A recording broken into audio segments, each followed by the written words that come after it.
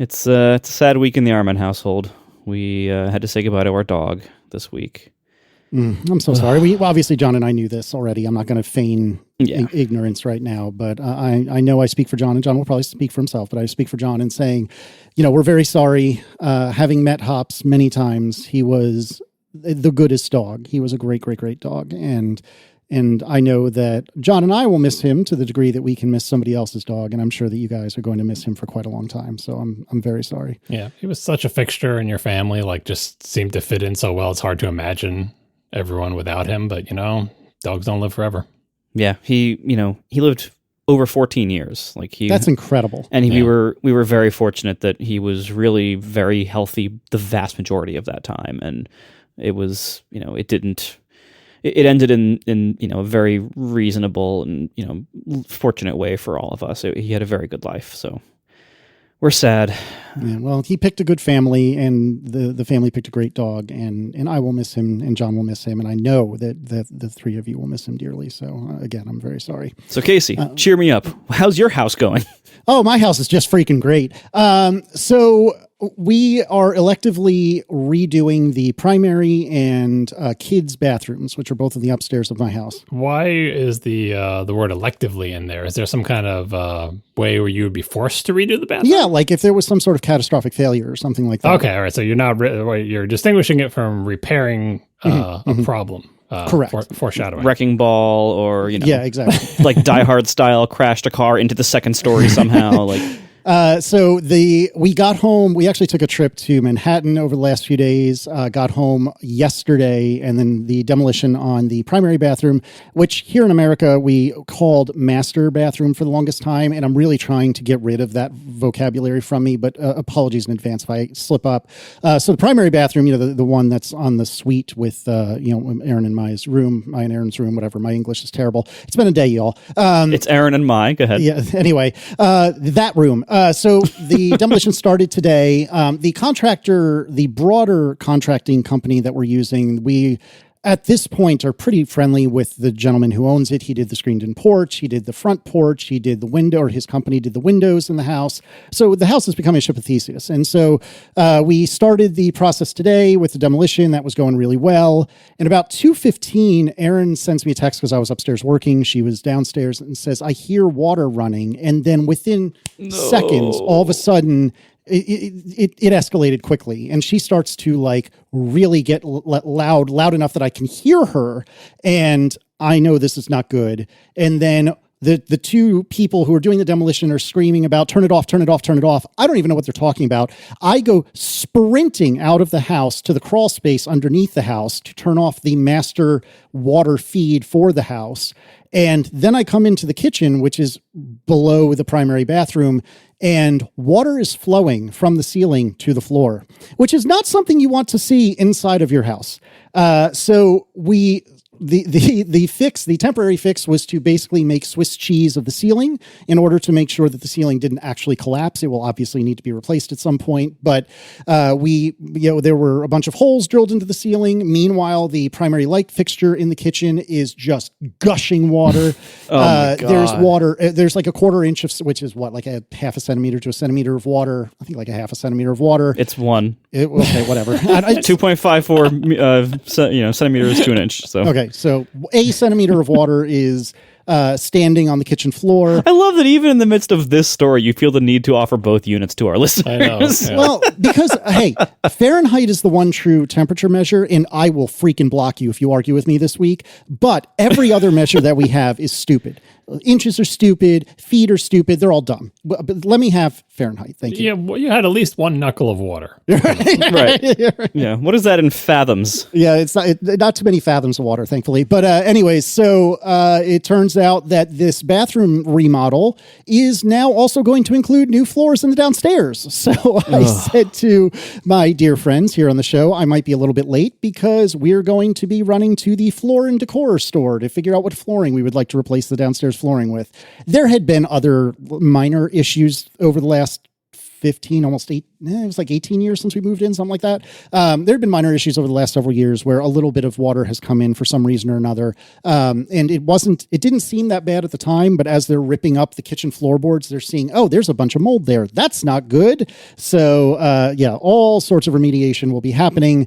It is not off to a very good start here at the List household. So if Marco and I are cranky or sad or distracted or whatever, Marco has a much better reason than I, but we both have reasons. And so if this is not our top performance on this episode of ATP, I'm genuinely quite sorry. Also, apropos of nothing, and definitely not apropos of needing to add thousands of dollars to the bill that I was already footing, atp.fm/join if you're interested. Excellent transition. Mm-hmm. So there's you mentioned before that Aaron noticed the water and then became a lot louder.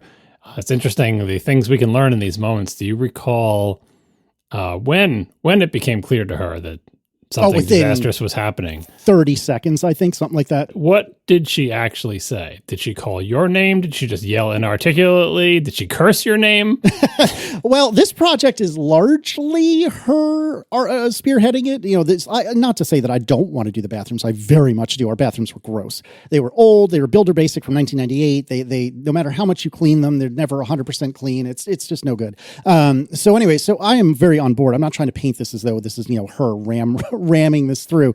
But this was her baby. So thankfully that means, I'm not going to somehow take the blame for it or anything. Not that that's her style anyway, but yeah. So to answer your question, she starts, I don't remember. It was such a blur, but she started escalating very quickly. And about the same time that happened, I get a notification from Home Assistant that's saying, oh, the refrigerator has detected a leak, because I had a Yolink sensor right there at the refrigerator. And that's where a lot of the water was coming in. And so it started screaming, and I have the Yolink speaker hub play like a boop, boop, boop if it ever detects a leak, because I want to freaking know if there's ever a leak. And let me tell you, this was a leak because there was a lot of water. But I don't recall exactly what she said. I think it was just Casey. Well, no, that's the whole point. It's like that she was calling your name specifically and not like the name of the builders or just yelling somebody do something. It's good that she thinks of you first to come and solve this problem. So which is funny because I'm useless in these sorts of things. Well, no, but you went right to the main water shut off. Yeah, well, and that's the other thing that was very frustrating is, the two people doing the demo were like, how do we turn off the water? As I'm like pushing them out of the way to get to the crawl space. I guess Aaron and Declan are tuning in a little bit because I'm getting real-time follow-up from inside the house. I was sitting at the kitchen table researching bathroom things and heard water moving fast. And it started coming out from the fridge and from the ceiling, and I started screaming that water was leaking everywhere. So I guess it was just, it's leaking! And that was that. Maybe your name wasn't involved. Okay. Yeah. I'm sure there were many colorful expletives. Again, it was all a blur. Like, the thing of it is, this sucks. It doesn't suck as much as losing a dog, but it sucks. And in the heat of the moment, and all kidding and snark and whatever aside, like, she is bawling and she's filling me in as we continue. And the one dude was like, where is it leaking? And I was like, everywhere. That's not, I understand why he would ask that question in that context, but it's not super helpful. Like in that, when you have that scale of a problem, you're like, we're beyond, Yes, exactly. Step one is like turn off everything. Yeah. No, you did the right thing, Casey. And it reminds me of the dad style fire drills that I have done occasionally and wish I had done more when my kids were younger and would actually listen to me. One version of this game is for young children. Whoever can touch a fire extinguisher first gets a cookie. You ever play that game? Oh, that's very good. Because that means they need to know where they are and they need to know where the closest one is to win against a sibling or a parent or whoever they're competing against. And the other one is how fast can we get to the main water shutoff or the main breaker shutoff, which shows that you have to know where it is and know how to get there without falling down the stairs and so on and so forth. And Casey knew where it was and went right to it. So good job, Casey. Is there like a list of these like dad games that we're supposed to know? Because like No, they're supposed to just come to you naturally. I'm sure you have your own. I'm sure someday when Adam has a podcast, we'll hear about them. This can be like the Great Syracuse book. Finally, like it's like you thought you'd known for the OS 10 reviews, but now dad games your children will refuse to play once they get to a certain age. Yeah. So anyway, so if Marco and I are not in top form, I'm genuinely sorry. We're a little distracted over here. Life happens. This is probably top 5 worst weeks of my life, I would say. This is awful. I wouldn't wish this upon anybody. When you have a pet, you know that they're going to live a lot less time than you probably. And so I knew this day would come, and I was fearing all this time when it would finally come, and it has come, and it is exactly as bad as I feared. So we're going to get through, and it's a good time to have a therapist. I strongly recommend that for lots of reasons. But we'll get through. In the meantime, if you want to, win any arguments against me, today's the day to do it, because I got nothing left. I am shot. What Overcast features have I been begging for? I can't think of any that I've been begging for. I don't think he's in a coding state of mind either, though. That's fair. No, it's funny, though, because I was thinking about telling you to. No, I don't have the brain power for this today. But honestly, I think probably for Marco and certainly for me, I need a distraction for a little while. So here we go. And I appreciate all of you listening, giving us some grace. So thank you. Let's start with some follow-up. Turns out I didn't read the fine print. I was all excited with myself that I was getting my express replacement done for the low price of $30. And although I have not seen the bill come through yet, enough people have told me that this is the case that I presume it's the case. Apparently, express replacement is not $30, my friends, but $100. And so it did expressly replace my phone, which was great. And it did only cost $100. But that was not what I had signed up for. And I feel real dumb and guilty about that. Life goes on now, I know. But I guess express replacement is treated in the quote unquote other damage category, which I was not aware of. And I guess, again, I did not read the fine print appropriately. So that's a bummer. atp.fm/join. That's just a public service announcement. I mean, all things being equal, like if you have the money, it does work really well. It was great. I got to do the transfer. I think John pointed this out last episode. I got to do the transfer in my own timetable in my own house, which was lovely. I got, a new battery and new everything. Well, I presume refurbished, but you know what I'm saying? Like a new to me battery and so on and so forth.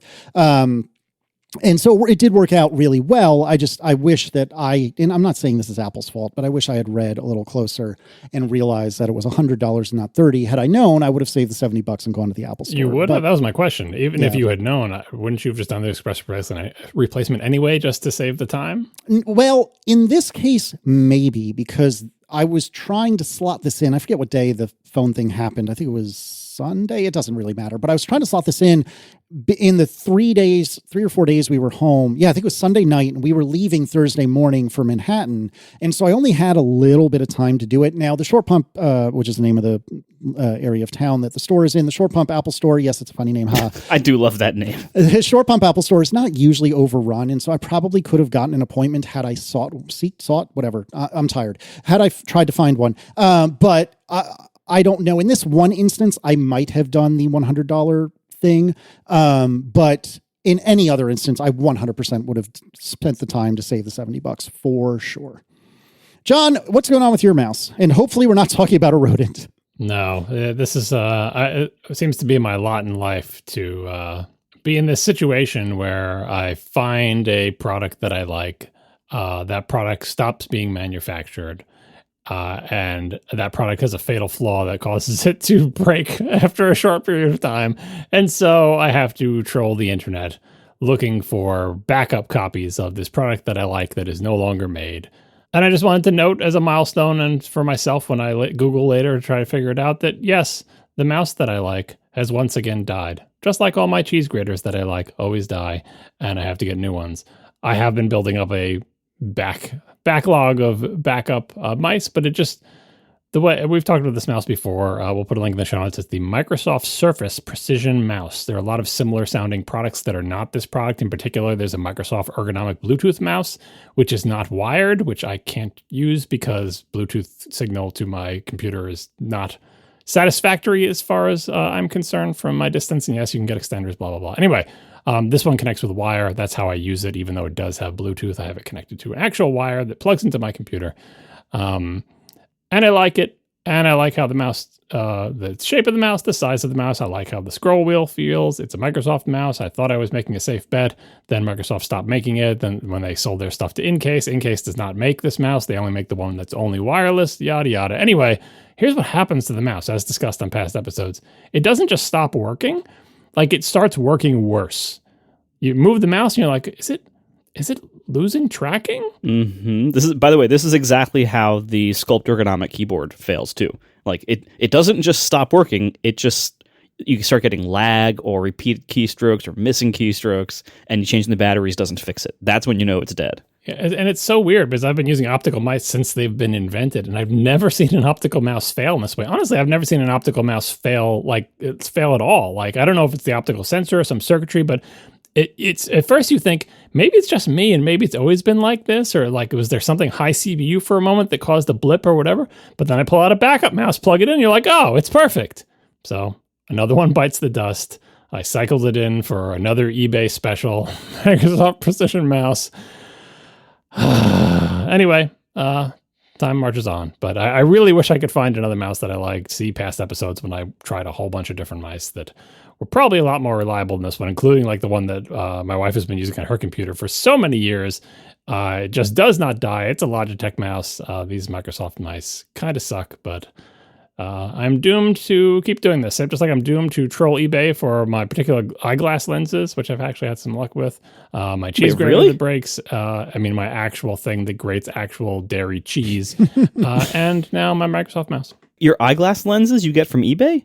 Eyeglass frames. I thought you said lenses too. He did say lenses. Yeah, sorry. I probably did. I probably said liquid metal. Yeah. for many years, like every time I get like a new prescription, it's like, let's try some new frames. And I would pick out some frames and I'd get, sometimes I'd pick ones that I didn't really like, but the family approved. Sometimes I would pick ones that I liked, but the family hated. But in the end, they just didn't feel better than I have two frames that I use. I have my smaller frames, which are for distance, and my bigger frames, which are for computer, just for historical reasons. And that's what I'm buying backups of now. My computer glasses frames and my driving glasses frames. So I do have backups of them, and plus a bunch of other frames that I spent way too much money on that I don't really use anymore. Cool. All right, let's talk AppleCare One battles. Everyone's battling something this week. What's going on here? Do you have any preamble, or do you want me to start going through the list? We're battling AppleCare One. Dive in. All right. Clark Griswold writes, here's another weird detail about AppleCare One. If you have a device on a payment plan and you added AppleCare to it, then it won't be eligible for AppleCare One until you take a few extra steps. When trying to add it to AppleCare One, you will get a warning that says the device is on another plan and can't be added. You will have to cancel the existing plan. But of course, the settings page won't let you do that. You have to open the Apple Support app and search for Cancel AppleCare. A couple hours after canceling the existing AppleCare plan, the device will now be eligible to move into the AppleCare One plan. Yeah, so this is specifically for devices that you chose to pay for with a payment plan. And I think that what they mean is like, instead of paying the whole sum up front, how about you pay X number of dollars a month or whatever? Apple gives that option during like the checkout process. Yeah, you don't want to mess with Clark Griswold. He's a loose cannon, that guy. Mm-hmm. Anonymous writes, my iPad was marked as ineligible for AppleCare One despite having gotten the prompt from Apple to convert on that device. When I called Apple support, they did some research and determined that since I had a 2-year AppleCare Plus plan that I bought when I purchased the iPad, and I chose to pay in monthly installments, the iPad is not eligible for AppleCare One. The representative made it seem like I'd done something abnormal when I'd simply accepted an option offered by Apple at the time of purchase. Canceling the existing AppleCare Plus plan would create a refund, but the monthly installments would continue. Yeah, so this sounds like the same situation, but this person actually called Apple, and Apple said, oh yeah, no, you can't do that. But they've determined, I don't know if experimentally or by talking to the support person, that if they were to cancel the AppleCare Plus plan, they would get a refund, but then they'd still have to keep paying the monthly installments with the refund that they received. That's what this message sounds like to me. But anyway, edge cases. Edge cases exist, and Apple, as always, does not seem to be handling them very well. And speaking of edge cases and other cases with AppleCare One, is an update on my AppleCare One situation. When I talked about it in the last episode, I was saying how it was complaining about my son's computer, and then it made me log into it with my Apple ID, which I did, and it was satisfied, but then he yanked it off the plan again, and I was going back and forth, and eventually I just gave up trying to add my son's laptop, because even though it will let you add it, and it will give you a warning, and you'll satisfy that warning, it will still yank it away from you eventually. So I'm like, I don't know what its problem is, but whatever, fine. And then I also mentioned, people had questions, because isn't it weird that when Apple's thing prompted me, hey, you should use AppleCare One. You can put these 3 devices on it and you'll save this number of dollars per month. And the 3 devices it gave me were my phone, my wife's phone, and like one of my iPads or something. And people were asking, how can your wife's phone be on there? It has to be devices on your Apple ID. Do you share an Apple ID with your wife? And no, I don't. Well, the other shoe dropped this week. And I got an email that said, hey, we're yanking your wife's phone off of AppleCare One unless you sign in with your Apple ID. I don't know why it waited so long. I don't know why it prompted me to add that phone if it thought there was going to be a problem. So I thought, well, what's going on now? Because that was part of my like 3 devices you get for $19.99 a month. Now the jig is up. Now it's like, well, you just gotta remove that phone, and now does that invalidate the entire plan? But I figured I would try one last thing, which was to sign into the App Store with my Apple ID, which normally I'm signed in with my Apple ID to the App Store on all my devices. This is before the family plan. That's how you sort of shared family purchases and everything. Anyway, I did that on my wife's phone, and it seemed to satisfy it. Like I didn't log her out of her Apple ID or anything. All I did was log her out of the App Store in the App Store app and then sign into the App Store app with my Apple ID, which is the family organizer Apple ID. And that satisfied it for now. But now it's just like a real problem with this. If Apple's come on is saying, you should put these 3 devices on it to save this amount of money, and then they tell you, oh, one of those devices, you have to sign it. Anyway, it's because, again, I've never been signed into any of my wife's phones with my Apple ID, like actual signed in, like the iCloud. So super weird to me. But then also the Mac Studio it's technically my wife's Mac Studio, but I set that computer up. I created my account on it before I created hers. I have always had an account on that Mac Studio. It is always signed in as me. And in particular, this week, I've been using it a ton, signed into my account with my Apple ID, going back and forth between my Tahoe Mac, which is I'm booted my Mac Pro into Tahoe to do dev work, and going over there to do Sequoia stuff because, again, no Mac simulators. And I got an email in the middle of doing that saying, oh, yeah, well, first of all, the wording of this email is great. They all say the same thing, right? They all say, a new Apple account has signed into your Mac Studio. To avoid losing AppleCare One coverage, you must sign into the Mac Studio with the Apple account associated with your AppleCare One plan. It's like, dude, I'm signed into the Apple account associated with my AppleCare One plan right now. I'm like, I got this email on the computer while signed into this account, and a new Apple account has signed into your Mac Studio. This is a reminder that Apple account is what Apple IDs are called now. What new Apple account? Certainly they're not going to tell you in the email because they don't have that information. And then the kicker, all these emails end the same way. You have 24 hours from when this email was sent to sign in, or your Mac Studio will be removed from your AppleCare One plan. So I just restarted the Mac Studio, logged into my account, and it satisfied it. I'm here to declare AppleCare One, I no longer recommend this service. I've been roped into it. If it worked as advertised, great. I don't think, if you haven't signed up for AppleCare One, even if it tells you can save money, don't do it. Because right now, you are always 24 hours away from some device being yanked off of AppleCare. And what if your device has an accident during that time, right? Or what if you don't notice that email or gets filed as spam? 24 hours from when this email was sent to do a thing that you think shouldn't be necessary. There's no rhyme or reason for how it works. It's like screen time all over again, or any of the other features that Apple introduced, but that never works right. And there's no recourse, and no one can help you. And you can call support and try to do things. I got so many stories that I didn't put them all in. And follow up here with people saying, I had this problem with AppleCare One. I talked to support and they couldn't figure it out either. And they said, because it's a new product or whatever. It just doesn't work right. I don't know what it wants us to do. Here's the thing, Apple. Either let people put any device they want on AppleCare One, because again, you pay $5.99 per device, right? Like, let it be a bundle, or let it work in families, in Apple families. Everyone in an Apple family is allowed to add it to one AppleCare One. How is it called AppleCare One when it's per Apple ID, but not really per Apple ID, because it will suggest that you put your wife's phone that you've never been signed into on your AppleCare One plan. Anyway, that's it. AppleCare One, do not recommend this service until and unless Apple fixes it. And historically speaking, when things like these don't work well, it's not always a sure thing that Apple will ever fix it. So AppleCare One, I wish it was dead to me. It's not dead to me. I'm still using it, but it should be dead to you. Wow.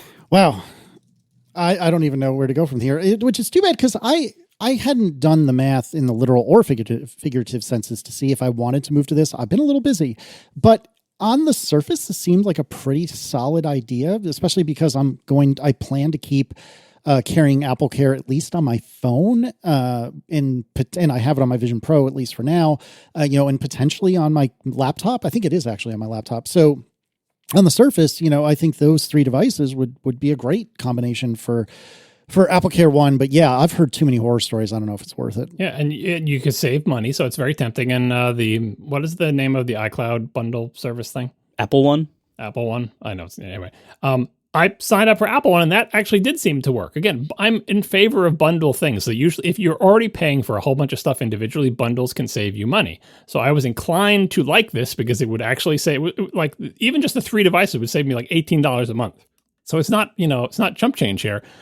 But this is just a disaster. Like, I'm just every day I wake up and say, what 24-hour timer started when I was asleep, where I have to do some kind of weird dance that makes no sense to allow AppleCare to continue. I never had to worry about this before when I either did the monthly thing, which, by the way, a lot of the monthly ones got canceled for this because whenever you add a device to AppleCare One, it cancels and refunds the existing one. I wish I could just get back those month-to-month ones because they just billed me every month and it always worked, or they billed me 2 years up front and it always worked and I didn't have to worry. At any point, some weird thing is going to say, oh, you're now no longer in compliance with our nonsensical rules that aren't consistently enforced. You have 24 hours to comply. Yeah, I think this seems like the kind of thing that, like, in like a year, that maybe they will have worked out a lot of these kinks, and like maybe like as you buy new devices in the future, like enrolling things and keeping things on might be easier, but this seems like a pretty bumpy initial setup and transition process. Or it'll be like screen time and never work.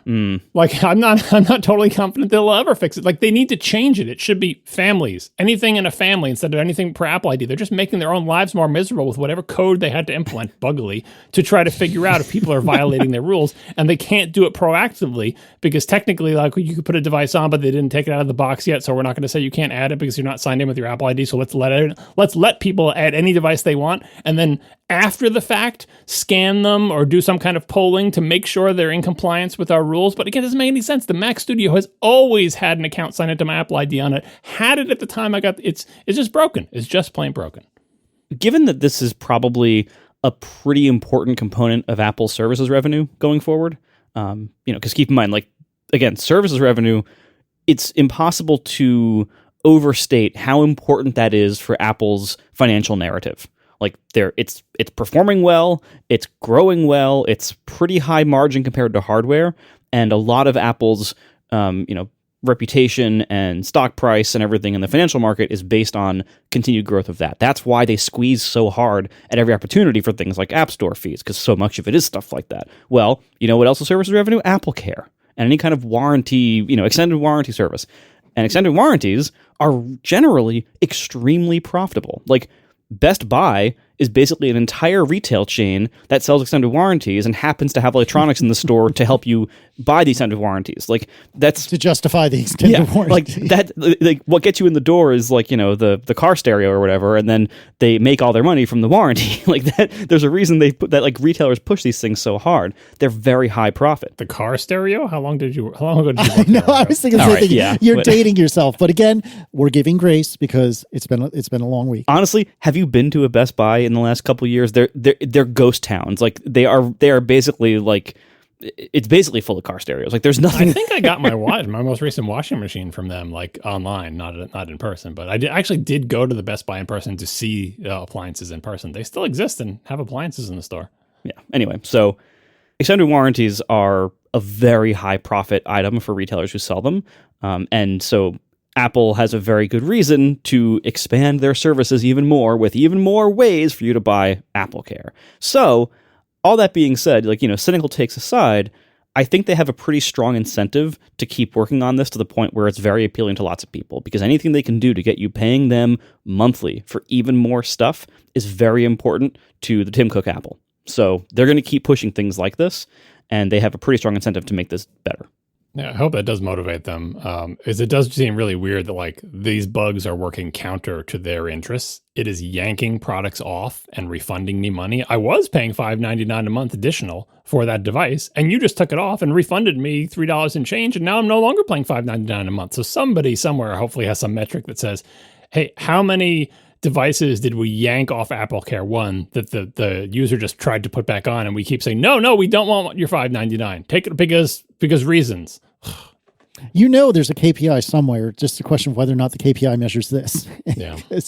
I mean, like, the problem is, like, when they had the argument of, like, who should we allow to do this, and the decision they came to it is it all has to be on the same Apple ID, which we read when we first introduced this feature, like, on the show. Like, it was clear that it should all be on the same Apple ID, but then no one else got the memo on that one, recommending the default devices or anything like that. And how did they come up with that? They said, well, if we let people do it within a family, it's too much. People will save too much money and our revenue will go down.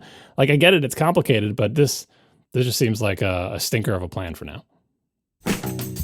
We are sponsored this episode by Sentry. Now, our listeners, there's a lot of programmers out there. I'm obviously one, and I know many of you are as well. Chances are you've built a mobile app or a website or a back end, and you don't want to have bugs. Sentry helps you fix bugs faster, so you can deliver the great experience your users expect. It supports just about every language and framework you'd want: Swift, RN, Python, Node, and every Apple platform from watchOS to visionOS and everything in between. So your whole stack is covered by Sentry's capabilities. And what it does is it helps report bugs and performance problems and crashes, hangs. So this goes way beyond what you get from the built-in, App Store crash reports, like built into Xcode and stuff. And of course, it covers your whole backend as well. So you get real-time crash reporting, real-time performance monitoring, hang detection, session replay, even to see exactly what your users are experiencing when they hit these problems. So it's used by millions of developers out there, including some of the biggest apps like Claude, Disney+, Duolingo, and so many more. Sentry also recently launched a new AI agent called Seer, which can automatically generate fixes for the problems as they occur with over 90% accuracy. It's amazing. Try it free at Sentry.io and tell them that we sent you. That's Sentry.io, Sentry.io. Tell them you came from ATP. They have a free dev plan, and listeners of our show can use the code atppod for 3 months and 150,000 errors for free. So once again, Sentry.io. Use code atppod for 3 months and 150,000 errors for free. Thank you so much to Sentry for sponsoring our show. All right, let's talk better news. Tahoe Beta 5 apparently has improved the checkbox contrast. So if you recall last episode, I think it was last episode, we talked about the dialog that says right folder in trash. The folder trash is currently in the trash. And then there's a checkbox, do not show this message again, except you couldn't see the checkbox. Like, I'm looking at it again, knowing full well where it is, and I can barely make it out. Well, now in Beta 5, it looks a lot better. Yeah, we know Beta 6 is out now. This is a screenshot from Beta 5. I think it has retained its contrast in Beta 6, but yes, they have fixed the completely invisible checkbox to being the a little bit too low contrast checkbox that we all dreamed it could be. Well said. All right, with regard to the iOS betas, and specifically Beta 6, reading from Mac Rumors, the lock screen clock has been updated with additional transparency, allowing more of the background to peek through. The clock also has more of a 3D floating look, which is in line with the rest of the liquid glass design. I think this is notable. We'll link to the Mac Rumor story where you can see these screenshots. It's notable because I feel like they'll roll something out and they'll tweak it during the betas. The tweaking, let's say the attempt to make things legible seems to have peaked, depending on which part of which OS you're looking at, sometime in the past, because now a lot of the tweaks have been going in the other direction. So here's iOS Beta 6 making, for example, the gigantic clock on the lock screen less legible. I don't think it's illegible. It's really big. You can still kind of read it, but it is less legible. So you're thinking, they'll during the course of the beta, they'll fix things and it will just get better and better. No. Sometimes, because there was like the backlash of like, now it's not liquid enough. Now it's not glass enough, right? And so we are, regardless of what changes before release, people saying, oh, this is it. It's not going to change before release. I think it will change, but I think now the changes, the average of all the positive and negative changes, this is going to average out to be like, this is like, we're just going, we're pushing and shoving a little bit to the left, a little bit to the right, a little bit to the left, a little bit to the right, without any clear direction of like, let's improve legibility everywhere. So yeah, it is what it is. Maybe we'll have to wait for, like, this is the big wild card. I've heard lots of discussions about this online. How will people who don't listen to tech podcasts react to this? Again, everyone is citing, rightly so, I think, the iOS 18 Photos thing. Everybody in the tech nerd circles knew about the Photos app in iOS 18, and we discussed it along with the rest of the features on iOS 18. And it wasn't any more or less notable than any of the other changes. But boy, when it hit the general public, that was the thing that they cared about and noticed. And so it's very difficult to predict how, I don't want to say regular people, how non-tech nerds, how non-tech enthusiasts are going to react when this starts appearing on their devices, especially if they're buying a new iPhone this fall and it comes with this OS and there's no option. I'm going through this right now with my daughter because she's going to get a new phone for college. But like, oh, you should wait until the 17s come out. Like, it's so close. Just, we'll get a 17 when they come out. I have to have the discussion with, I have to have the talk, which is like, if you get an iPhone 17, you'll have no choice but to use iOS 26. You can't put the older OS. Let's just know what iOS 26 is, right? You can't put the OS that you're used to on it. So do you want to get a 16 now? Or do you want to get a 17 later, knowing that you'll have to use this, keeping in mind that there's no going back? Like, eventually you're going to have to get a phone that probably, unless you use that phone for 7 or 10 years or however long this liquid glass hangover lasts, like you're gonna have to do it someday. But yeah, I'm just, this is like the thing that I am paying the most attention to with this OS release is not so much like me using the OSs or whatever, but it is seeing what the public reaction, partially because yes, I'm having this wonderful sliver of hope, like maybe the general public will hate it so much that they'll actually fix it.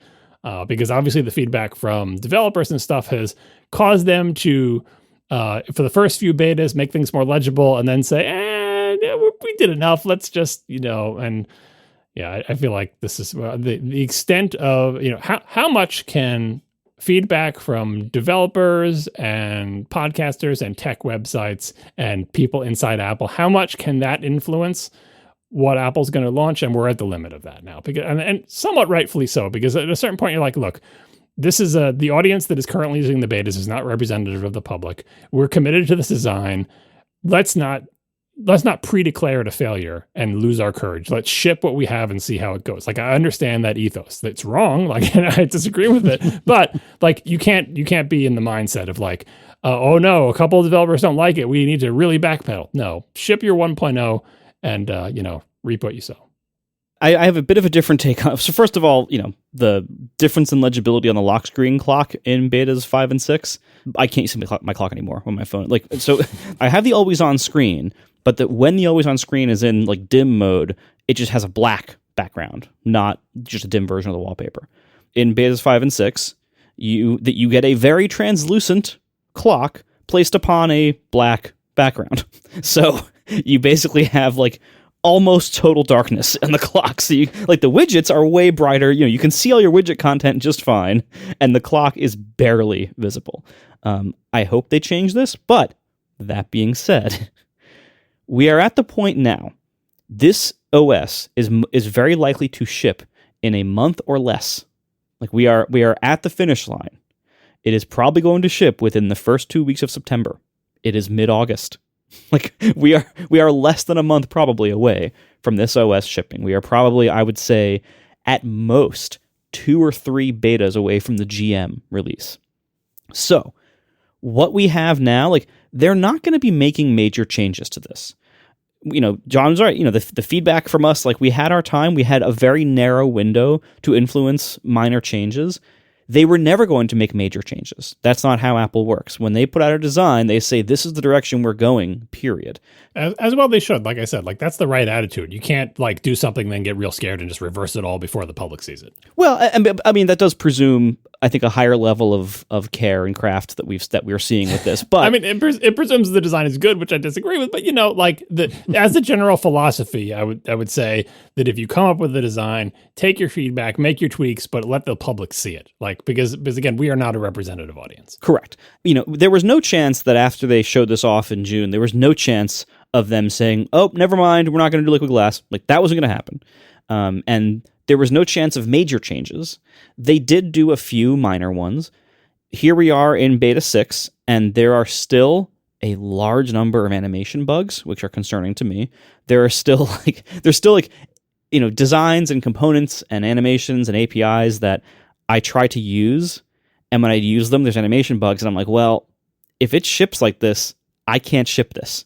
Yeah, and you can't assume it's going to be fixed. Like, you just can't. That's the thing that if you're not a software developer, you don't understand. Like, you think like, oh, I'm working in a beta SDK and there's a bug, but it'll be fine by release. You can never make that assumption. It's just not safe, because what's going to happen if it's not? You just wait until the last beta and it's not fixed. Now you got to rewrite your app in a scramble. Exactly. So what we have, like, whatever we have today in beta 6, like, chances are most of what you see is shipping. Like there's very little time to fix much else.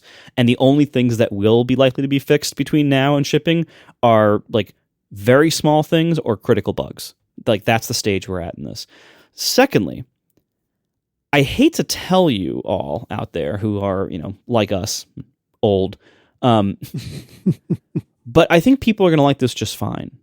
I don't think there's going to be a big backlash against it. The only thing that I suspected there'd be a big backlash against is its performance. It is much slower, especially on older phones, but even on like modern phones, like the frame rates of the animations are still not great. They're still dropped frames. There's still animation bugs, but like it was very illuminating when my son installed the beta on his phone without asking me first whether he should do it. When he installed the beta, he likes it. And young people tend to look at this and say, that's really cool. I like it's all clear. It looks cool. I think we're going to see that that reaction from most people. I think most people are going to think it looks fresh and new and cool. I don't think we're going to see a big backlash about the design itself. Again, performance probably, or maybe, but the design itself, I think this is just going to be, people are going to say this is cool. On the Mac, I think it might go a little bit worse than that, just because I think it's a significantly worse design on the Mac. But on the iPhone, people are going to be fine, or they're even going to like it. And I think we as nerds who feel a little bit more ambivalent about it, I think we need to prepare ourselves that we are already, and we're going to be in the minority in our opinions of this OS compared to everyone else who's going to think it's cool. And I think that's, what I'm trying to do as a developer here is just try to embrace the design and try to do a good job of adopting it for my app. So, one of the ways I'm doing that is like my mini player redesign. If you look at the Overcast app on iOS 18 now, like the part that looks the most out of place, in my opinion, the part that looks the oldest when you're used to 26, is those solid top and bottom bars on the navigation screens, and the bottom bar being the mini player. So of course I'm redesigning the mini player to be a liquid glass, blob design.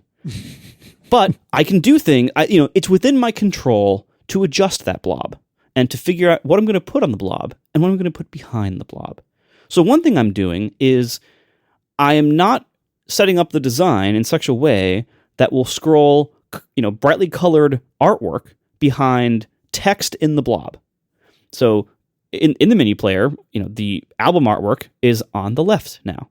You know what else is on the left in the content behind it? All the other album artwork in the list. So when you're scrolling the list, making a bunch of images show behind the glass, it's only showing those images behind what's on top of the glass, an image. So the issues of having brightly colored images behind text on glass won't usually come up in Overcast. So there's ways that I can embrace this design. I'm not going to deny that this design exists. I'm not going to pretend like I'm never going to use it, because that will just set me behind. Because again, I think people are overall going to like the design. So I'm embracing the design as best as I can while trying to do a good job to avoid its flaws and to minimize the impact of its flaws. That's the path that we need to take as developers and designers. And, this is what we're stuck with. Like this design, parts of it are really good, parts of it are really bad, parts of it are tricky to use or have big downsides, and we just have to work around those things because Apple's not going to change. This is the design that we're going to have. What you see now, this is going to ship effectively unchanged. So this is what we have for probably at least a few years. So might as well make the best we can of it. Yeah, I think you're right that the average person is not going to be as upset with it as perhaps we are. I haven't put it on the beta yet, or haven't put the beta on my Carry phone yet, but now that we're back from all of our summer travel, it's probably going to happen sooner rather than later. And I'm excited to have it on anything but my iPad, but I'm also scared because I don't know if I really want to live with all the problems. But when I say live with all the problems, I mostly mean like crummy battery life, crummy performance, animation hitches like you were talking about earlier. So I think I expect that I'm going to largely like it and largely think that the contrast or the readability, legibility is not what it should be, which is what everyone has been saying. I think I will echo everyone else. And And from the rumblings I've heard from like friends of friends who have tried it, and oftentimes without permission, if you will, like Adam did, most everyone I understand to think it's pretty good. To your point, Marco. So I don't think it's going to be as ruinous as perhaps we expect, but I also think it will be a more vocal and vociferous, I think is the word I'm looking for, response than Apple is expecting also. Just to be clear, like what I said before was that the tiny glimmer of hope that there would be a negative reaction. I was not predicting anything. And the example of the Photos app is a great example. First of all, like even if there was a negative reaction, they wouldn't direct it at the new design because that's not a concept in their head, really. Like it's not, unless they watch the keynote and all that other stuff.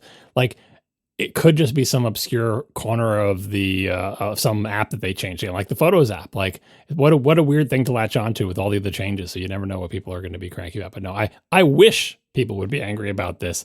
I have a tiny sliver of hope that might happen, but I'm not making that prediction. Anderson in the chat room said, Marco, if you want to make your numerals more legible, change the clock style from glass to solid and see if that helps. Oh, I will try that right now. Thank you. All right, let's talk smart TV interfaces. Damien Shaw writes, I'm an LG G4 owner. So G is the line and 4 implies 2024. Is that right? It helped. Thank you. That's right. Yeah, there you go. All right, so Marco is now resolved. Marco, if you need to buzz off, we can take it. We can take it from here. Your work here is done. No, anyway, so Damien Shaw writes, I'm an LG G4 owner, which means the G line from 2024. I love this TV, but your pain points about notifications and input switching are probably its 2 weakest points, and the G5 gets a little worse. You can turn off most notifications in the LG interface, but certainly not all. The best solution is to run all firmware updates and then disconnect it from the internet, assuming you're going to use an Apple TV as a primary way to consume streaming services. On the LG G4 quote-unquote magic remote, which by the way is what they call it, there is a single input switch button, but it does not switch input immediately. There may be a setting to do this, but I haven't investigated. Instead, it brings up a lower third menu that previews all the outputs on all the inputs, and you have to hit select on the one you want. Pressing the switch input will scroll your selection, or you can use the arrow keys. On the LG G5, they have a new magic remote that has removed that button entirely. I believe you can switch your remote to use the old magic remote, but I couldn't quickly find confirmation that the old remotes work with the G5. Yeah, the Sony button that I described, there's an input button, and when you first hit it, it brings up the menu. But if you just keep hitting that same button, it just rotates through the input. So the days are gone when you could hit the button and the one hit of the button would change the input, which honestly is probably a good thing because how many people accidentally hit the input button and then like their parents can figure out how the TV works because they switched inputs accidentally. Bringing up the menu first, I think, is the right move, but you should just be able to bounce on that same button to cycle through the inputs and then just stop on the one that you want, which is how the Sony one works. But anyway, it seems like there's been backsliding since the C7, which was 2017, not 2027. Yeah.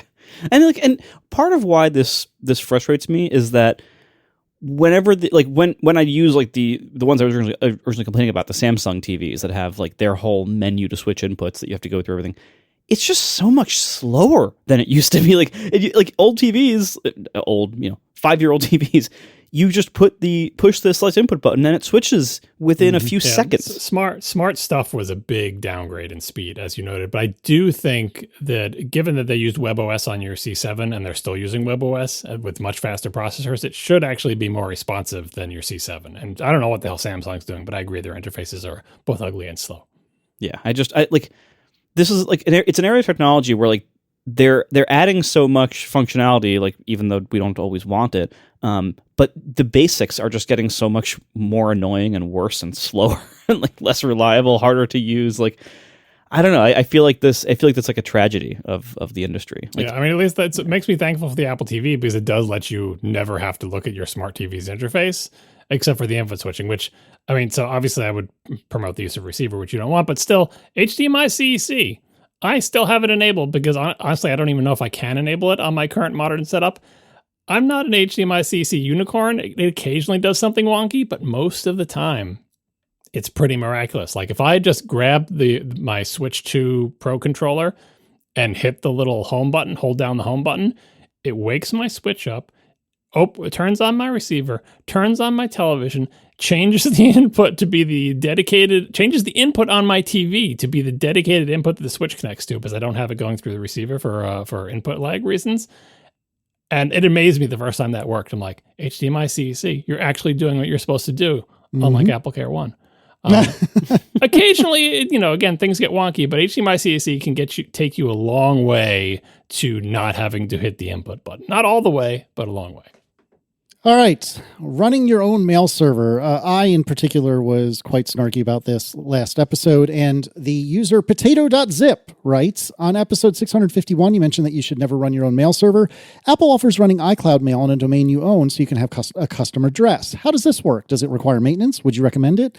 This is pretty different, and I haven't done this myself, but this is just pointing like MX records for your domain at Apple, right? It's a little more than that, is it? Yeah, it goes through some Apple interface, but basically my understanding, because I haven't actually done this myself, is that you buy a domain, whatever, your cool domain name.com, whatever. But then you tell Apple, I want you to receive email for this thing and have an email account for me. So I'll, hook up to it with my mail apps or whatever. But my understanding is that Apple runs the mail server for you. Apple receives the mail. You send your mail through Apple. The only thing you bring to the party is the domain that you previously purchased and paid for. That's my understanding of how it works. Again, haven't used it. Does it require maintenance? I don't think so. And the reason I haven't used it is the answer to the question, would you recommend it? Absolutely not. I don't like how Apple does mail. I've had an iTools account, a MobileMe account, a Mac.com account, an iCloud. I've had Apple email for as long as they've offered Apple email. And they just offer no visibility or control into what they're doing with your email. And very often I've supposedly gotten emails that Apple has disappeared, probably through some well-meaning spam filtering that I have no way to know. I don't know that happened. I don't have a way to get them back. I basically don't consider Apple to be a reliable place for me personally to receive email, given the volume of email I received and how important it is to what I do. On the other hand, I have tons of family members who have an Apple email account and they think it's fine. I also, by the way, think their spam filtering is terrible. But anyway, I don't recommend it because I don't think they do a good job of providing reliable emails. No email service is perfect, but I want some visibility into it. I want it to be deterministic, and I want, like, if I have to go in there and manually correct something, I want to be able to do that. Having no recourse and total silence and no ability to debug is not how I roll. So that's why I don't recommend it, but that's just me. What were you using for email, if you're willing to share, prior to Gmail? Because you have a Gmail account now, and that's been the case, I think, since we met. But what were you doing before then? Mindspring, my ISP. My ISP from in the dial-up days. Well, I actually use netcom.com, I think. But anyway, Mindspring was my ISP, and I think they were a national ISP, and they gave you an email address, and I used that as my main email address for years because I don't know. I was younger and more foolish than I am now. I'm still foolish. I'm still using Gmail. I should be using my own domain. But anyway, it's a complicated topic. But yeah, I was using Mindspring. I went straight from Mindspring to Gmail. All right. Sticking with the same theme, Peter Polio writes, one solution for dealing with spam that I never ever hear discussed is using Hide My Email, the iCloud Plus feature. Yes, it requires a lot of upfront work, but I get maybe 20 spam emails a week now at most. I'm not trying to imply with what I'm about to say that Peter is wrong or anything like that, but I don't really understand how the Hide My Email feature decreases spam, because the whole Hide My Email feature is that it gives a completely unintelligible email to the vendor that you're working with, and they can still email that address whenever they want, and it'll get forwarded to you. They just never get your real proper email address. So is Peter just shutting down these prior Hide My Email emails? Do you know what I mean? Yeah, that's the whole point. Like, basically, if there's a data breach and your email gets leaked, your email is not your email. It's some random number at Apple, whatever. Like, it's gobbledygook. Like, it's obfuscation. They will auto generate you. It's like those one-time use credit card numbers from back in the day. Remember those? They will auto generate you an email address that you don't need to know or remember, but that Apple keeps track of. And if there's data breach at, pets.com or whatever, and they leak all your email addresses, you just kill that email address. You just say, like, okay, well, I'm going to delete that account and I'm going to turn off that email address. So now that email address no longer even forwards to my regular one. So spammers who got it from the data dump, they can spam it all they want because it doesn't deliver to me anymore. I don't like this feature either because of the lack of visibility and because I don't like not knowing the account name, like the email address associated with all these accounts. I know Apple takes care of it for you. When you log in, you have to do it. But like, what if I have to log in from a non-Apple device? I have to go through iCloud website to find, like, I don't like that disconnection. It was hard enough for me going from like bespoke passwords to auto-generated passwords decades ago. I'm not ready to go to, you don't even know what the email address is that you sign into this thing with. So, on the other hand, my email address has been public for so long, I get the maximum amount of possible spam, so it's not really a concern for me. Fair enough. All right. And then again, continuing with the same theme, Jason Diller writes, I've been running my own mail server for about 20 years. I would never dream of yelling at someone who didn't want to do it. But I do think the downsides and quote unquote horror show aspects get blown out of proportion sometimes. The worst thing about it nowadays is that you're suspicious by default if you're on any kind of cloud server or consumer ISP IP address. Deliverability can be a challenge even if you do all the right things with DKIM and SPF. My outbound has been relayed through AWS for a few years now, so I can ride on their reputation. I got blocked by Microsoft with no recourse before I made that change. All in all, it's not a huge amount of work day to day, but I've sunk a lot of hours in over those 20 years. I only do it because I get some enjoyment out of it. Perfectly reasonable to not want the hassle. So this was the mildest of the people telling us that actually running your own mail server is easy. Lots of people say, I do it and it's fine. Stop scaring people away from it. It's not that bad. So we just want to give you the other side of it. People who have been doing this for a while say that it is definitely a thing that you can do and they're fine with it. I do have to say that the volume of email we've gotten and the volume of things I've read online still heavily lean in favor of do not run your own mail server. But I just want to let you know the other side does exist. It can be done if you want to. So Lisa Ugre writes, in last episode's Overtime, you discussed post-quantum cryptography and noted that quantum computers capable of breaking today's cryptography don't currently exist. This is true, but that doesn't mean transitioning to PQC isn't urgent. It's widely believed that there are actors currently recording encrypted traffic with the intention of decrypting it once such quantum computers exist. I tried to go for the acronym and realized I couldn't. Using algorithms that have already been written despite not yet having hardware on which to run them. And so, John, what do we call this? It's called Harvest Now, Decrypt Later, and I meant to mention it last week, and I didn't, and I was punished for it. It's also called Store Now, Decrypt Later. We'll link to the Wikipedia page. This is a well-known concept.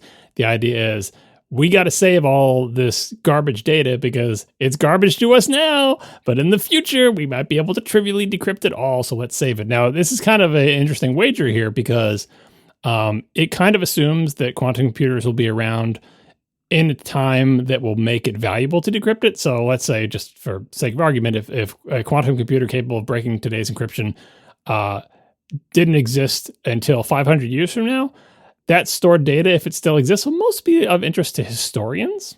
But if quantum computers come out 2 years from now, it's of interest to a lot of people. So yeah, the many people wrote in today all the assumptions that, like, world governments are storing data, other bad actors are storing data. The tricky bit is which data do we store and how much of it and for how long, because you can't, like, I don't even want to say this, you can't record all the internet's traffic and save it forever, right, NSA? Anyway, we hope someone's not doing that. But yeah, they're definitely saving this data because, it could end up being a gold mine if those quantum computers come online in a reasonable time frame. Yep. Saul Sutherland writes, PQ3 was actually first brought to iOS 17.4 to improve encryption of iMessage chats. I think we talked about this way back then. We did. Okay. February 21 of 2024, iMessage with PQ3, the new state-of-the-art in quantum secure messaging at scale. And this is from Apple's security blog. And that also mentions the same Harvest Now, Decrypt Later thing. Brian Jarvis writes, what will compel network infrastructure manufacturers to adopt PQC? The government, NIST, the NSA, and various other scary agencies have established an expectation that cloud service providers, browser, and OS vendors, network hardware manufacturers, basically everyone up and down the tech stack that uses public key cryptography must get their collective butts in gear and adopt PQC gradually over the next decade. This will impact the awarding of government contracts, so there's a pretty hefty financial incentive to migrate, even if the security argument doesn't compel you. This also presupposes that we have a functional American government, but that's neither. I'm assuming world government's doing the same thing. It's kind of the same reason that network hardware everywhere supports IPv6. Like, we've been successful at making sure that the hardware stack supports it, and we did get some feedback I didn't put in here of, like, mobile networks in particular, since they have more control over the network, and since most people don't care, like your phone when using cellular data is probably using IPv6 to communicate instead of IPv4. It's just the more of the existing infrastructure for sort of terrestrial internet access still has a lot of IPv4 stuff in it. So anyway, what we're talking about is like, let's make sure this hardware can work with PQC because of the things that we talked about in overtime, that the packet size has changed and some hardware manufacturers made assumptions that will no longer be true that would cause their hardware to fail. And so this is motivating them to say, at least make sure your hardware can do this. And so in that respect, IPv6, again, see last episode's overtime comparing this to the IPv6 transition. IPv6 has essentially completely rolled out to pretty much everywhere in terms of does the hardware and software stack support it. It doesn't mean that everyone's computer is now communicating over IPv6 on the internet. It doesn't mean that web servers still only exist on IPv4, including, by the way, as many people pointed out, many of our own web servers, atp.fm, my personal website, might not even be listening on an IPv6 address, mostly because it's a complexity that I'm not a networking guru, and it's a complexity that I don't want to take on unless I have to. But sometimes if you're hosting your website elsewhere, it's pretty easy to add support for it. So maybe I'll get around to it eventually. You need an record on your DNS. You do. I do think that's very clever, if like multiplying it out by the number of bits. But yeah, it is an record. Saber writes, Chrome has been shipping PQC and TLS for a long time. It's true that some TLS-specific hardware broke, but these are not that common for the consumer internet. This is mostly done in software for big sites. Here's a post about PQC from Cloudflare in 2024 called "The State of the Post-Quantum Internet." And in there, they write, today, nearly 2% of all TLS 1.3 connections are established with Cloudflare are secured with post-quantum cryptography. We expect to see double-digit adoption by the end of 2024. Now back to Saber.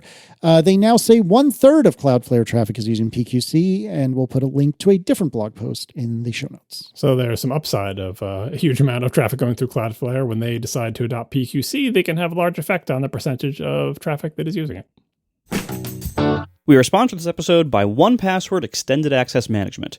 Now, if you're an IT person and you have employees who bypass security to use their unapproved apps because they feel like they need those to do their jobs, you are not alone. This is very common for IT people. Fortunately, with 1Password Extended Access Management, security and productivity no longer have to be at odds with what your users want to do.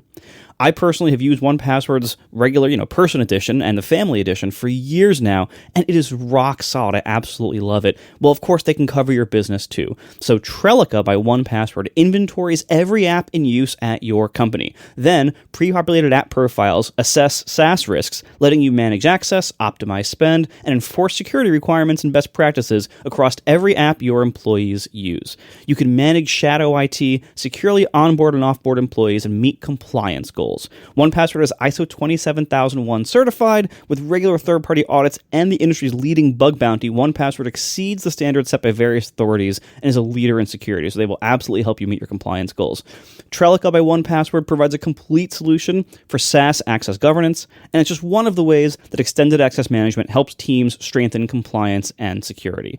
Their password, the 1Password award-winning password manager, that's what I use, that's trusted by millions of users and over 150,000 businesses from IBM to Slack. And 1Password Extended Access Management helps them secure more than just passwords. Take the first step to better security for your team by securing credentials and protecting every application, even unmanaged shadow IT. Learn more at 1password.com/ATP. That's 1password.com/ATP, all lowercase. Thank you so much to 1Password Extended Access Management for sponsoring our show. Let's talk about you going to war, John Siracusa. What's going on? I think this is something that every developer is doing for the 26 OSs, because Apple changed, the new design everywhere, but also they changed their recommended icon style across all the OSs, including adding supporting a clear variant in addition to the dark and light ones and tinted ones and yada yada. I've been battling this with my apps. When they do something like change the icon style, you start realizing, hey, I don't have 3 apps. Like I have 3 apps in the App Store. I actually have 5 because I have 2 little dinky things that are not in the App Store, but they have icons. So I'm messing with 5 icons at once. And I wanted to give a little bit of background on that and explain why it is difficult. So we'll put a link in the show notes to Apple's WWDC video and their documentation on their website about what app icons are supposed to look like. And the WWDC video is called Create Icons with Icon Composer. Icon Composer is a new version of an icon creation app. I think it existed, or at least there were icon apps, creation apps that existed before this from Apple. But here is the latest iteration. And here's the thing about Icon Composer. So it is an app that lets you make icons in the style that Apple wants you to make icons, but it's not just like a bitmap editor. It has you make the icons out of vector shapes and attributes on them. It's very limited. What you end up getting out of it is like, I don't know, like a property list. It's like kind of like an SVG or whatever. It's just like you get a text file from this, and the text file says, draw a circle here, draw an oval there. It should have this highlight from this thing. It should be this. The effects are on this. This should have a gradient. This is the starting color. This is the ending color. I don't know. I haven't looked into the details of what languages or whatever. It's not SVG directly. It is very limited. It's like you can have shapes. You can apply styles to them. If you open the Icon Composer app, you will see like a layers palette essentially. And then for each layer, you can pick from a handful of properties. And it just writes those properties in there. You put a value for this property. What's the X position? What's the Y position? What's the scale? Is this on, off, whatever? It just writes all those numbers, all those Booleans, all those things into a structured text file. And that describes your icon. That describes all your icons. You make one of those things with Icon Composer, and you can tweak it to say, here's what I want the dark one to look like. Here's what I want the light one to look like. Here's what I want the clear one to look like. But it's all from the same base text file. This is very different than in the past where they would ask for differently sized bitmaps for their icons. It started off, there was like 128 pixel icons in Mac OS 10. That's huge. Now we have like 1024 because it's like 512 at 2x. Maybe we even have 512 at 3x. I forget. But anyway, the days of bitmap, according to Apple, are over. Instead, here's how we want icons to look. And if you've seen the icons in any of the 26 OSs, you know what they look like. It's kind of like a fuzzy, liquidy glass kind of thing where it's like colored layers on top of each other. And you can put regular graphics in there too. You don't have to do everything as a bunch of vector things. You can import bitmaps into the Icon Composer and put them in there, but they want you to make everything out of vectors and outlines. If you look at Apple's own terrible icons, especially on the Mac in Tahoe, they're all made like this. So this is what icons are going to look like when I'm mostly spending my time on Tahoe, but the same is true on the phone and the iPad. All the apps you know and love from Apple, the Mail app, Safari, system settings, those are all made with this app in this style, or if not with this app, with an app that puts output that's like this. And again, they are described as a text file and then on the fly generates the bitmaps that are displayed on the screen. This presents a bit of a problem, maybe for all apps, but certainly for me on the Mac, because as much as I despise this new icon style, and as much as I love my current icons, I do want my Mac apps to fit in on Tahoe. So I want them to have, quote unquote, Tahoe native icons. I could just draw different icons on Tahoe with bitmaps or whatever, but I'm going to use Icon Composer like they say, whatever. But I think the Tahoe icons are hideous. I don't want them to be on macOS versions before Tahoe. And in fact, they wouldn't fit in that context because in Tahoe, all the icons look like that. In Sequoia and earlier, none of the icons look like that. So I want to keep my old icons before Tahoe and the new icon after Tahoe. And it kind of boggles my mind that one of the main points of Apple's documentation or their videos wasn't, here's how you can do this thing that we know people are going to want to do. I don't know if they just assume that people are leaving behind every old OS as soon as they do a Tahoe icon, or they're going to release a new version of their app that only runs on Tahoe or something. But it's like, guys, people support more than the latest version of OSs sometimes with their apps. Nobody wants their Tahoe icon showing up on earlier OSs because everybody knows they're hideous. And even if they weren't hideous, even if they looked awesome and we love them, they just don't fit in on the old OS. Like they fit in when all the icons around them look like this. So anyway, Apple didn't explain how to do that, but people quickly figured out if you just give the Icon Composer file the same file name minus the file name extension as your existing app icon, it does what you want. When you're on Tahoe, you get the Icon Composer thing, and on pre-Tahoe, it doesn't know anything about the Icon Composer thing, and you get the old icon. But then, of course, they broke that in beta 5, I believe. And all of a sudden, all my apps started showing the Tahoe icon everywhere. And I'd burned basically an entire week going back and forth in Mastodon with a bunch of people smarter than me, figuring out how to restore that functionality. Turns out, after much gnashing of teeth and custom build phases and other things like that, eventually, who was it? I think it was Václav Slavík figured out how to do it. First, a very complicated way and then a simpler way. All of it hinged on an undocumented flag that I guess they found by running strings on Apple's binary of like the AC tool asset catalog compiler that compiles your asset catalog in your app. Apparently, there's an option in there that will tell it, don't like leave the icons alone for pre-Tahoe OSs, but let Tahoe. Anyway, this was very frustrating.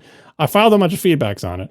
So I filed a feedback that said, hey, there should be a way to do this. Like there should be like a documented, actual, like Apple should say, if you want to do this very common thing, here's how we recommend doing it. Instead of all of us just trying to figure it out on our own, right? So that was one of my feedbacks.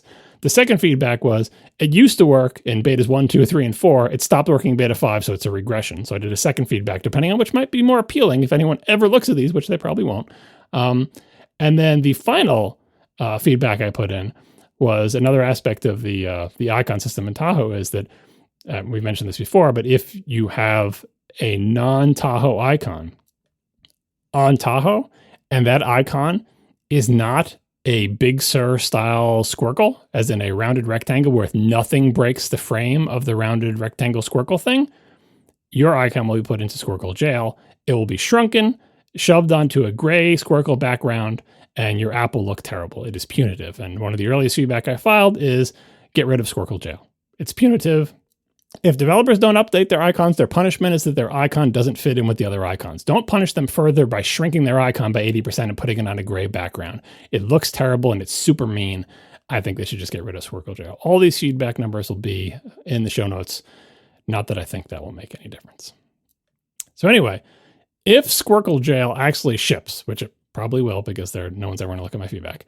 If it hasn't just been a tool during the betas to scare developers into making Tahoe icons, which by the way would have been a good strategy, but get rid of it for release. But anyway, if it ships, I would expect to see more articles like this one that was on 9to5 Mac this week, which the title of which is macOS Tahoe, put your icons, your apps in icon jail. Here's how to fix it. And what they basically say is like, here's a website. You can go to macosicons.com or whatever and find a Squircle compatible icon for your app that's in Squircle jail, and then use the Finder, get info on the app, and copy and paste the icon onto it. That works fine until your app auto updates and then rewrites back the old icon and you're back in Squircle jail. But anyway, regardless of whether people like the new interface or not, I don't think anybody is going to like seeing their app icons, especially ones that are in the dock that they see all the time, being shrunken and put in a gray rectangle. Like people, like, try explaining that to somebody. For some reason, my icon of this app I use every day now is like small and in a gray thing. Can you fix that? Just like the amount of explanation that we're required, or like explaining you can fix it, but when the app auto updates, it will unfix itself. Squircle jail is punitive to users. It's punitive to developers. I think it has served its purpose because they silently did Squircle jail and scared everybody into making Tahoe icons. Now they need to revert it. But anyway, I just wanted to link to all this stuff to let you benefit from the pain that I and others have been experiencing, and to thank the people who figured out how to do this. Interestingly, by the way, one of the ways that we figured out how to do this with the custom build phase seemed to work great. I updated all 5 of my apps with this custom build phase, so they were all compliant, set out new test flights, didn't set out new test flights, planned to set out new test flights, and found out that when I uploaded it to App Store Connect, it said, oh, you're missing some icon resources, rejected. Like I couldn't even upload to App Store Connect. They worked fine. Like I tested them going back and forth to the other Mac that's logged into my Apple ID all the time. They worked fine here. They worked, but App Store Connect thought they were missing icon resources. So it was like back to the drawing board. Even if you get something that works, you only know if it really works if you do a real archive build, sign it with developer ID, look at it on a Tahoe machine, look at it on a Sequoia machine, then also upload to App Store Connect and make sure it re-downloads and everything works fine and blah, blah, blah. So anyway, I had to do it like 9 times for all of my apps, and now all of my apps, I think, are compliant with the simpler system. Just wanted to let the world know that A, this is happening, and B, if icons look a little bit weird, especially in Tahoe, this is why. Apple has kind of dropped the ball on this. And I want to say, I think the icon composer format and idea is actually kind of a good one. Maintaining 700 different icon resolutions in bitmaps is not efficient, and it's kind of annoying. I know I think iOS changed recently to be able to let you say, let me just make one really big high-res icon, and it'll make all the other ones. Is that true? Yes. Yeah, they didn't do it on the Mac. Because who cares about the Mac? But even that, like, having a sort of a definition file for icons. If you plan to have, I want to be able to make a clear one, a light one, a dark one. Like if you want to be able to programmatically do that with a specific icon style, that, to be clear, I do not like. But I do respect that this format is a clever solution to that problem. So I'm not against Icon Composer or the Tahoe icons. I'm against having an obvious built-in way to only have those icons on Tahoe and forward. And obviously the problem will solve itself in a few years when nobody cares about those old icons. But I think what Apple is trying to avoid is a repeat of the Big Sur thing where they said, hey, in Big Sur and from now on, everyone should use Squircle icons. And everyone was like, nah, don't feel like it. And they didn't. Some people did. Most people didn't. And I think that's why Squircle Jail exists, which is like, no, seriously, this time. We demand that you make your icons look like our icons. And if you do not, you will be punished. This is the direction Apple is going with their new OSs. And when Apple tries to maintain compatibility with old OSs, they don't face the same issues that we do with their apps because most Apple apps are built into the operating system. So they don't need like the same code that's running on iOS 18 to be running at like as the same bundle in the App Store as what's going to run on iOS 26, and same thing with the Mac OS equivalents and all the other, like they don't need to worry about that. Like the team that writes Apple Mail, they have their before 26 builds, and they have their 26 builds, and those are basically different apps, or at least probably a different branch or whatever. Yeah, the closest they get is Safari on the Mac because they do ship a version of the new Safari on the old OS, but I imagine that's just an entirely separate build. Probably. And so in areas that Apple does not face the same challenges or face them in the same way as developers, they generally really don't care how hard it is for us. Like they really honestly, and it's not like in like a cynical or snobby way. They just kind of institutionally, Apple has never been amazing at dogfooding the developer experience. Like they don't really know, like they don't really people in Apple don't usually fully appreciate what developers need to do in certain ways or around certain problems because they just don't face those problems themselves and they don't care, or they are not important enough to them for them to care more. And also, once Apple goes in a new direction, whether that's a software update or a redesign or whatever else, that's a one-way transition for Apple. And this has been Apple forever, even back to Steve Jobs. Like as soon as they are on the new thing, they don't care about the old thing at all. And so for us to be like, well, we kind of do need to still care about, the old OS for a while. It's like they're like, we've moved on. That's it. Like, so this is the kind of area that tends to be underserved in Apple's like tools and solutions and everything because they just don't care the way we have to. So this is an area where when I build my app, like the iOS app, when I build it with the new icon and it runs on iOS 18, it shows like a flattened rendering of the glass icon as the new app icon on iOS 18. Like, and that's, maybe I could hack around that the same way you're trying to here, but like, I'm not going to because it's just not worth it. Like, there's only so much fighting I can do. And the reality is for my app, I know this is very different for the Mac. For my app, I'm going to probably be above 90% on iOS 26 by December. So it's only a problem for a few months for me, really. And also, all iOS apps were already Squircles. Like I know they changed the radius of the curve as we talked about, but and also your particular, the Overcast icon does lend itself well to this style. Like you didn't have like a photorealistic, like I mean my Switch class icon, which I love by the way, is like by Brad Ellis, is like a semi-photorealistic, like 3D clear piece of glass on an angle. Like it is not in a Squircle. It is not like it does not fit with the Tahoe thing at all. There's no like making a Tahoe version of that. And I love that icon, so I don't want it to go away. But your icon was already a Squircle, is a flat rendering that doesn't have like 3D shapes that are rotated or shaded and stuff like that. You can make a Tahoe version of your icon that doesn't look that different than the regular version. Whereas if I showed the Tahoe icon of any of my apps on pre-Tahoe, it would stand out like a sore thumb because none of my apps look anything like that pre-Tahoe. Yeah, exactly. But again, like this is an area where like I'm on the easy side because I'm on iOS, and Apple, they do everything with iOS first priority and with the most effort, and Mac OS gets table scraps, and that's what's happening here. Even on that front, James Thompson's apps, or I think it was James Thompson and somebody else. It was Underscore, I think. Let's put it this way. Some iOS developers went a little overboard with the custom icons. Casey went a little bit, didn't go overboard. He has some custom icons, but like, I think James Thompson has like 50 icons or something. And I think maybe Underscore was saying that Widgetsmith has like 150 or something. And they were saying that the build phase in Xcode, when just doing like dev builds, of trying to build all the icon bitmaps from those icon composer description files that I just did, was taking a lot of time. So they were trying to figure out ways to basically like make like conditional build steps to say, when you're doing a dev build, don't build all the icons, because it was taking like, I think James Thompson said it was taking like 5 minutes to do that phase of his build. Oh. So that's another example. Like, Apple doesn't have that many custom icons. They might be thinking, who's going to have more than 1 or 2 custom icons? Well, Yeah, that's again, it's another area where like no Apple app has more than a couple custom icons, if any. I think it's probably just like Apple Sports, right? Isn't that probably the only one that has any? So like, who knows what Apple gets to use whatever weird system they want to use for it. They don't even have to use the ones that we do.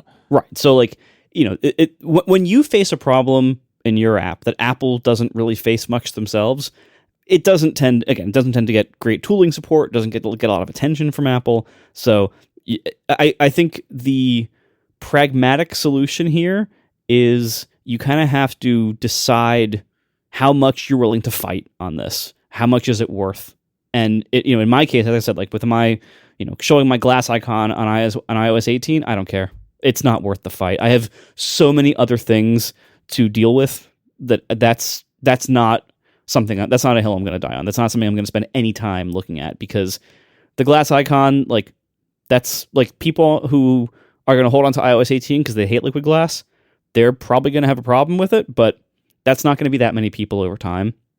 And I'm so much better spending the time continuing to move the app forward and not thinking too much about the past. And that's exactly how Apple thinks. They move their stuff forward and they don't spend too much time thinking about or working on or enabling the past. And so if you try to swim against the current, like you can, it's hard. You will spend a lot of time doing it, and it might not be the best use of your time and effort. We are sponsored this episode by Factor. Between busy schedules and summer plans, sometimes all you've got is a couple of minutes. Factor helps you eat smarter with tasty, chef-prepped meals that are dietitian approved and delivered right to your door. And now with more than 65 weekly meals made for how you live and what you like to eat, you got more ways than ever to fit in a real meal wherever the day takes you. Factor sent me some sample boxes, and I gotta say, not only did I like it, my whole family liked it. The food is great, honestly, better than I expected given the time that it's like a 2-minute prep time. That's way better than I expected for that. It's really quite good, even in absolute terms. And it's so good that my family even liked it too. Like, it wasn't just me. Everyone in the family liked the Factor meals.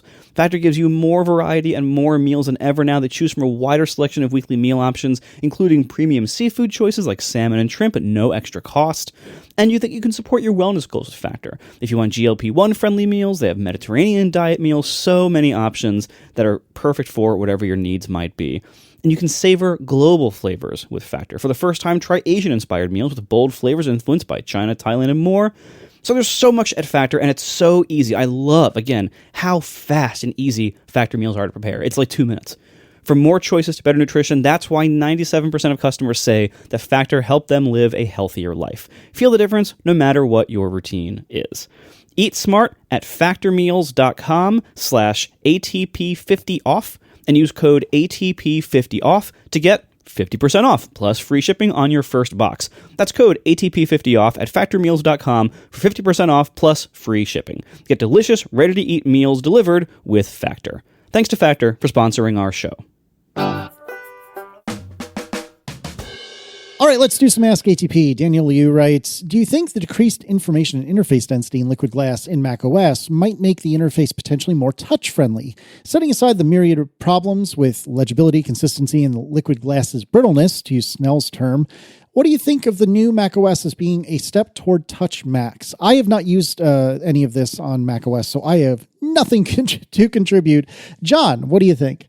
Well, first, I just want to defend Daniel's honor and say that even though you read a myriad of, he wrote correctly the myriad problems without an of in there, because that's the way you should use that word. And Casey just inserted the of because that's the way a lot of people say it. And anyway, setting aside the myriad problems, I believe that is correct, and that is what Daniel wrote. Anyway, I see where they're going with this. We all kind of had similar thoughts when they made the menu bar taller. Turns out that was just for the notch.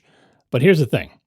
The notch making the menu bar taller, the setting that's in accessibility that does nothing in Tahoe. But anyway, there's a setting in accessibility, I believe, that says, do you want me to show the regular menu bar in macOS, or do you want me to show the large menu bar?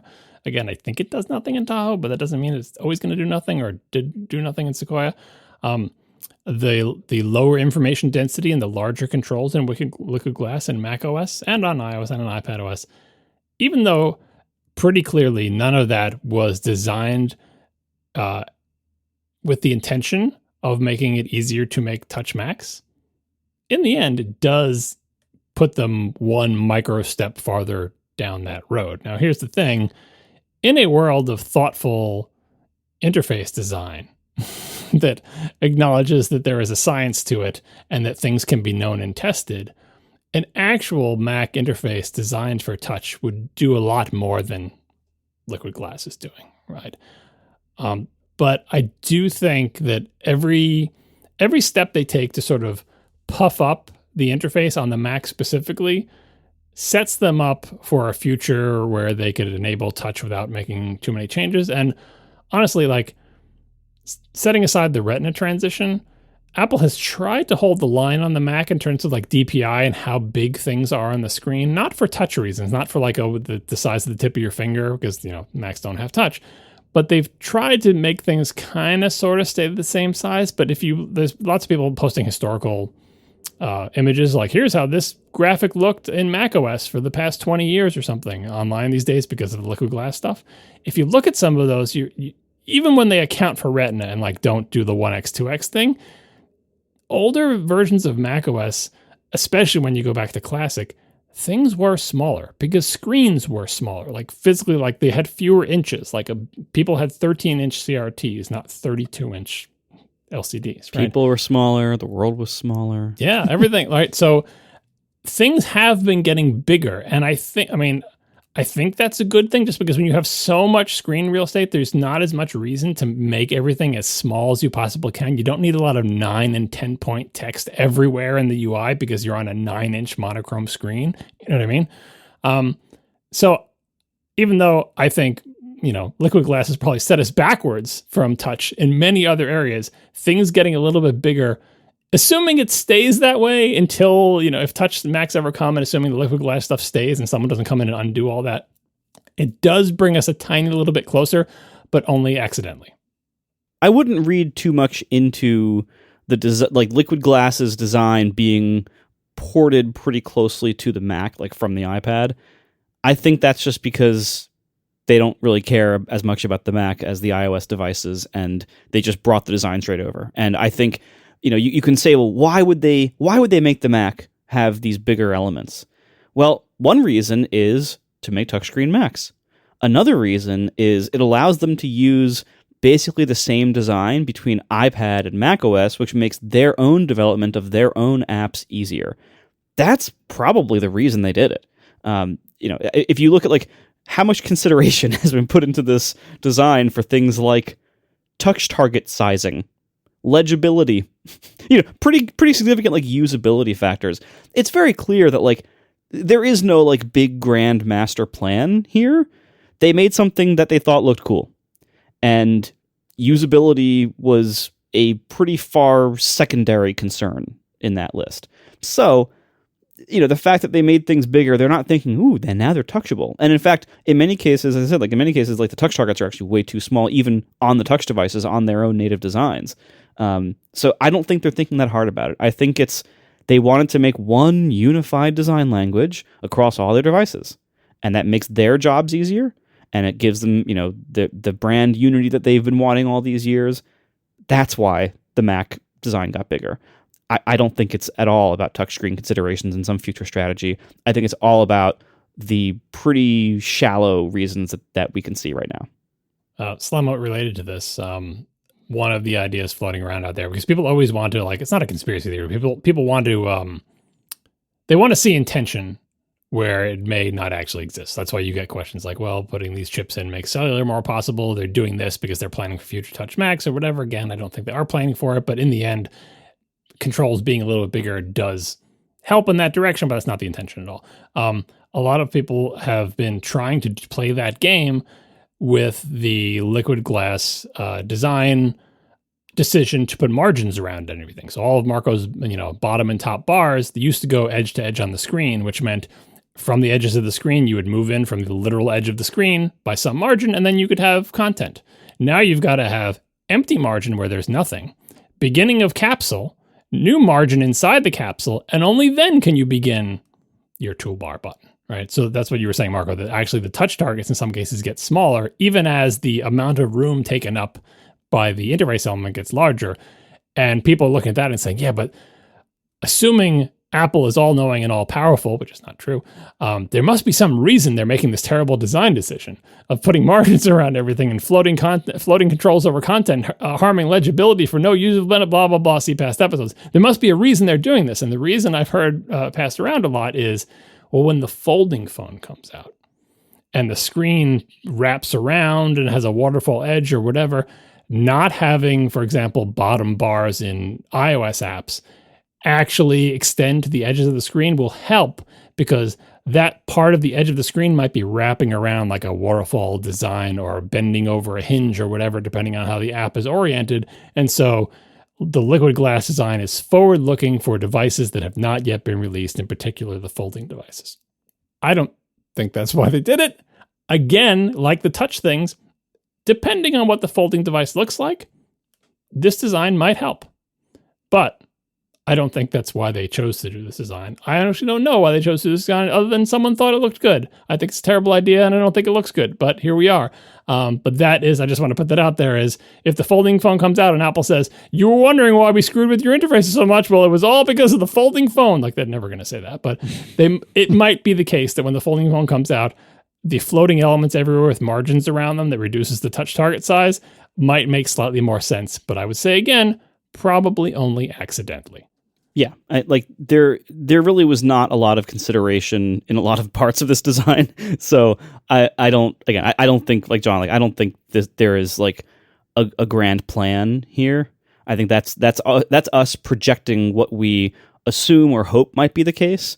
There is no grand plan. They made a design that looks cool, and they seem to slap it together, at the last minute in a pretty slapdash fashion. That's what we have, and it's going to look cool, and we're going to live with it, and it'll be fine. But there is no grand plan here.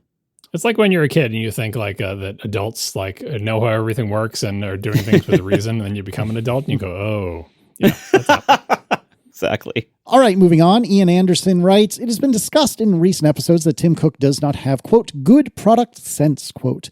As someone early in a tech career with ambitions to be a leader one day in what could be considered a product organization, what sorts of things should I start doing? What books should I be reading, etc., to cultivate good product sense now? So this depends a lot on what we mean by product. There's an entire discipline and profession called product management. I'm not an expert in that field. I read a good book on it by Marty Kagan called Inspired a little while ago. We'll link to that in the show notes. So that's a great book if you are like a product manager, director, whatever, to practice the actual like science and profession of product management. That's when I say Tim Cook is not a good product person or doesn't have good product sense, I'm not really quite talking about that version of what that means. I'm more talking about like in like the visionary like kind of like the Steve Jobs sense of like having a really kind of like good instincts for the direction that they should go with product design, with what products to make, different choices while making them, different things to prioritize. And the profession of product management does have a lot of overlap with that. There is a lot of product management, the discipline that can help with that. But it's kind of like having good artistic talent or good musical talent. Like there's a lot of science behind it and a lot of practice that you can get into it to make yourself better at it, to educate yourself on the fundamentals and the sciences and music theory, various like forms of art instruction and art theory. Like there's educational paths you can and should take, but there's also kind of like fundamental aptitudes or talents that can really help you be next level. For a company like Apple, coming off of Steve Jobs' life, he was so good at that. And they were so well known for their products that just had they just had such a knack for making great products pretty reliably with great attributes and great combinations of things, great spirit behind them. And a lot of that was Steve and a lot of the people under Steve. And, he was also a great editor and a great director and, a great collaborator, and so he had more than just like the science and discipline of product sensibility. He was also just like a natural talent at identifying like what makes great products and what should we do, what direction should we go, how should we tweak these little things to make this product a little bit cooler, a little bit more kind of must have or more delightful. He was great at that. Tim Cook is none of that. Whatever you want to say about Tim Cook's, pragmatism or operational expertise, he's really good at making money. He is none of that. He doesn't seem to get that. He doesn't seem to value that. He knows he's not that, but because he's so not that, he's not able to, I think, pick good people to serve those roles either. And good people who could serve those roles, I don't think thrive in his organization. And so when I say he doesn't have product sense, what I'm talking about is that kind of like the spirit, the natural or developed sense of like what makes cool, gotta have not like good products that fit with what people really want and can break into new areas and set new trends and everything. He has none of those sensibilities. Whatever product successes Apple has had in the Tim Cook era had nothing to do with him and probably happened despite him, not anything because of him. Yeah, this question is about like, how do I prepare myself for a leadership role one day in a tech career in a product organization? And it really kind of depends on at what level do you aspire to operate, right? So if you aspire to be CEO, as Margaret said, the CEO level is different kettle of fish than being in charge of one product or being in charge of a set of products. Because when you are at the CEO level, you're thinking about things like, what should this company be doing? Are we in the right business? Should we pivot to video? Should we start making self-driving cars? Where is our next area of growth going to come from? And in many respects, like that's the things that Tim Cook has been very good at, is like the sort of setting aside the fact that it's Apple, which, is difficult to do. And we'll get back to in a second. If you are the CEO of any really big company, one of your jobs is to sort of steer the ship to figure out what's next for Apple. How does Apple continue to succeed and, yes, continue to grow and continue to make money? And Tim Cook has been pretty darn good at figuring out how to make Apple continue to grow and make money. Unfortunately, Apple as a company is basically defined, because of the second Steve Jobs era, as being a company that is successful because of its great products, not because Steve Jobs was a genius at figuring out where the next growth thing was going to come from. He wasn't. Like the whole things that Tim Cook has done with like services revenue and all the things that he's done with the financials and like that was not Steve Jobs' strength. He didn't do that. He didn't care about that. He had other people handling it. He would not have done as good a job as Tim Cook has. But when we think of Apple, a lot of us still have that image in our mind of the company that like Apple was successful because they made great products, which is not true of lots of really big companies. The bigger the company gets, the more it's like, why is ExxonMobil successful? It's not because of really great gasoline, right? There's all sorts of other reasons that make these giant corporations able to be big and grow, and like strategic, boring corporate stuff that we don't know, or maybe some stuff having to do with science of where they find the oil, or like geopolitics of how to get it. Like, but there's stuff like this. There's reasons they're big, but it's not like the reasons we loved Apple so much is like this one company found a way by just doing really good things that people like to become tremendously successful. And again, Tim Cook knows that's not his strength. And so he doesn't have the choice to do that. Like, even it's like, well, he should learn it and get better at it. No, it would be better if he realizes what his strengths are. But as Marco said, now you got to have somebody do that. And not being able to do it is one thing. But if you also can't correctly pick people to do that for you, or at the very least, tell when you made a bad choice and change it up. And Tim Cook has definitely been slow to do that and reticent to do that, deferring a lot to other people, and it hasn't worked out that well. Anyway, getting back to Ian's question here, if you want to be CEO, it's kind of like, I mean, there's not a lot, you end up reading business books. Like, because if you try to say, like, how do I want to be a good CEO? How do I know what products my company should make? Just like in UI design, there is a science to doing this. Like, business school exists. People do case studies at the company level. How do I know what products I should be making for which customers? How do I know when I should decide that we should move away from this kind of customers to these other kind of customers, or should I be making products or should I be selling services? Like, there's tons of people doing, PhD theses and business case studies and like on all these things, but all of that science aspect of it, you'll see, is not specific to anything. Like, business school is not about the tech business or the farming business or the oil business. There is such a thing as generic business knowledge. And when you're steering a company at that level, that's what you have to learn. So if you aspire to be a CEO, you should probably have some knowledge of business and companies and economies and big picture things. If that doesn't interest you and you're like, I'm thinking more about how do I make a really good version of iMovie? Like, I want to be in charge of our most important products and I want to make that product the best it can be. That's way smaller. And now you're thinking about like product design. How do I figure out, this starts to get into UI design, but how do I figure out, should we be making a product for beginners or pros? What are the trade-offs there? If we do make it for pros, how do we figure out what pros need? Again, there is a science aspect to that of figuring out, how do we identify customer needs? What is the state of the art of figuring out what customers exist, what they want, what they're not getting from competing products? How do we make a product that will excel? There's tons of science about that. There's also art to that. Steve Jobs, I think, understood or cared about none of the science of it. He was 100% in his gut, on his gut feeling, and we're lucky that his gut was right as much as it was, but it wasn't always right. The G4 Cube wasn't the right move. Like, lots of things that he did didn't work out, but his batting average was great. And I think he had none of that, other than like the school of hard knocks, because he'd been in so many companies, made so many products and so many mistakes.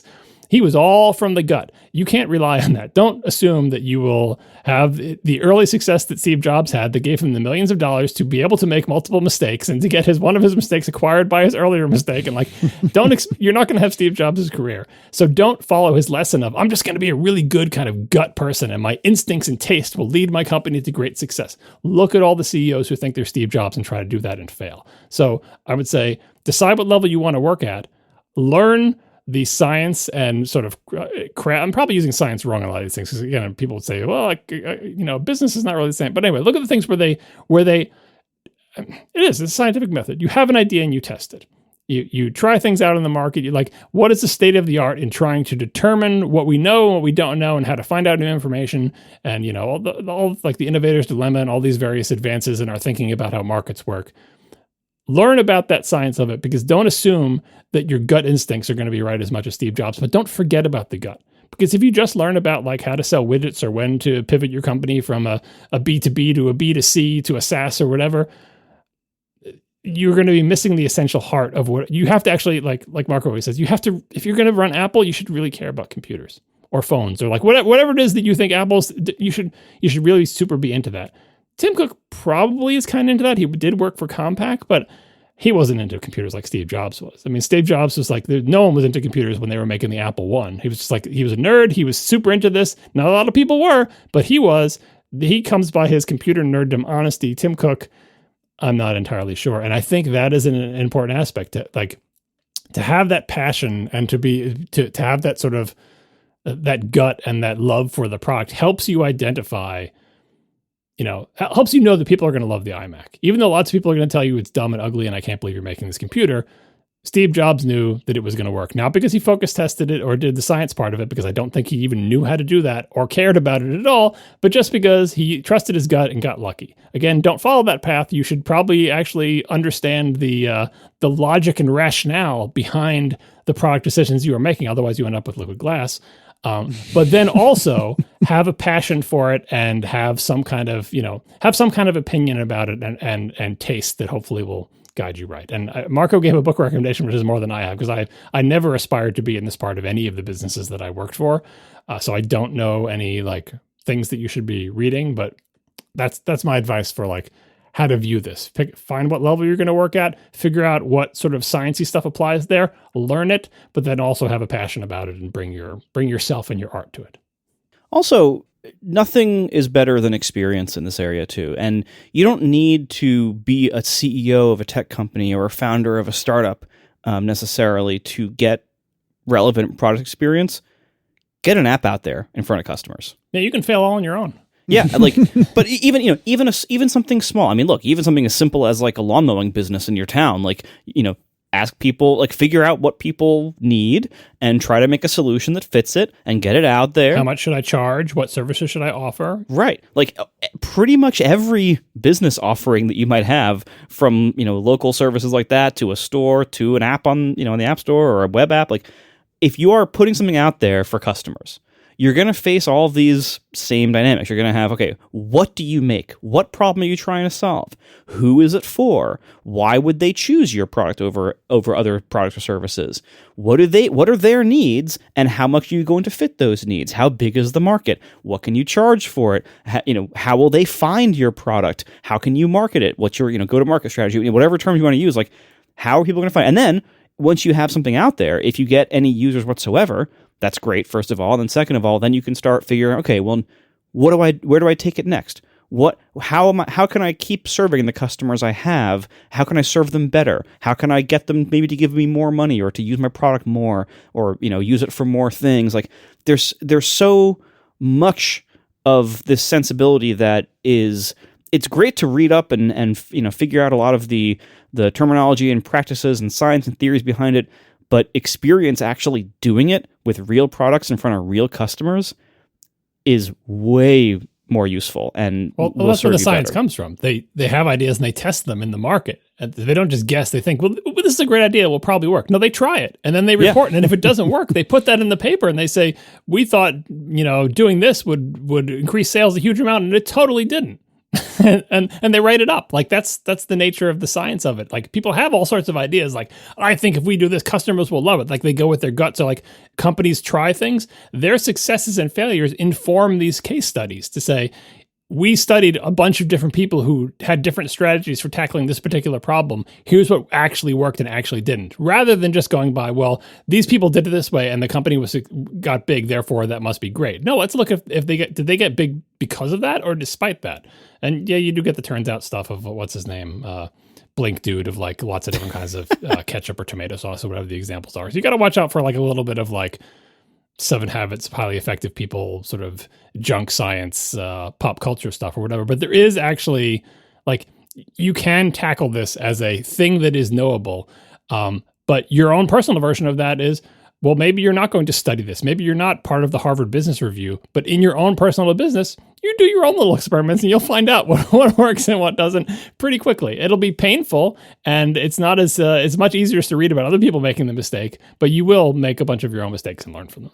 Yeah, and that is how you will develop the sense, is put something out there, iterate on it, fail, or figure out what fails and what succeeds, and you will start developing these practices. And experience is better than any book, but there are also a couple of books you can read.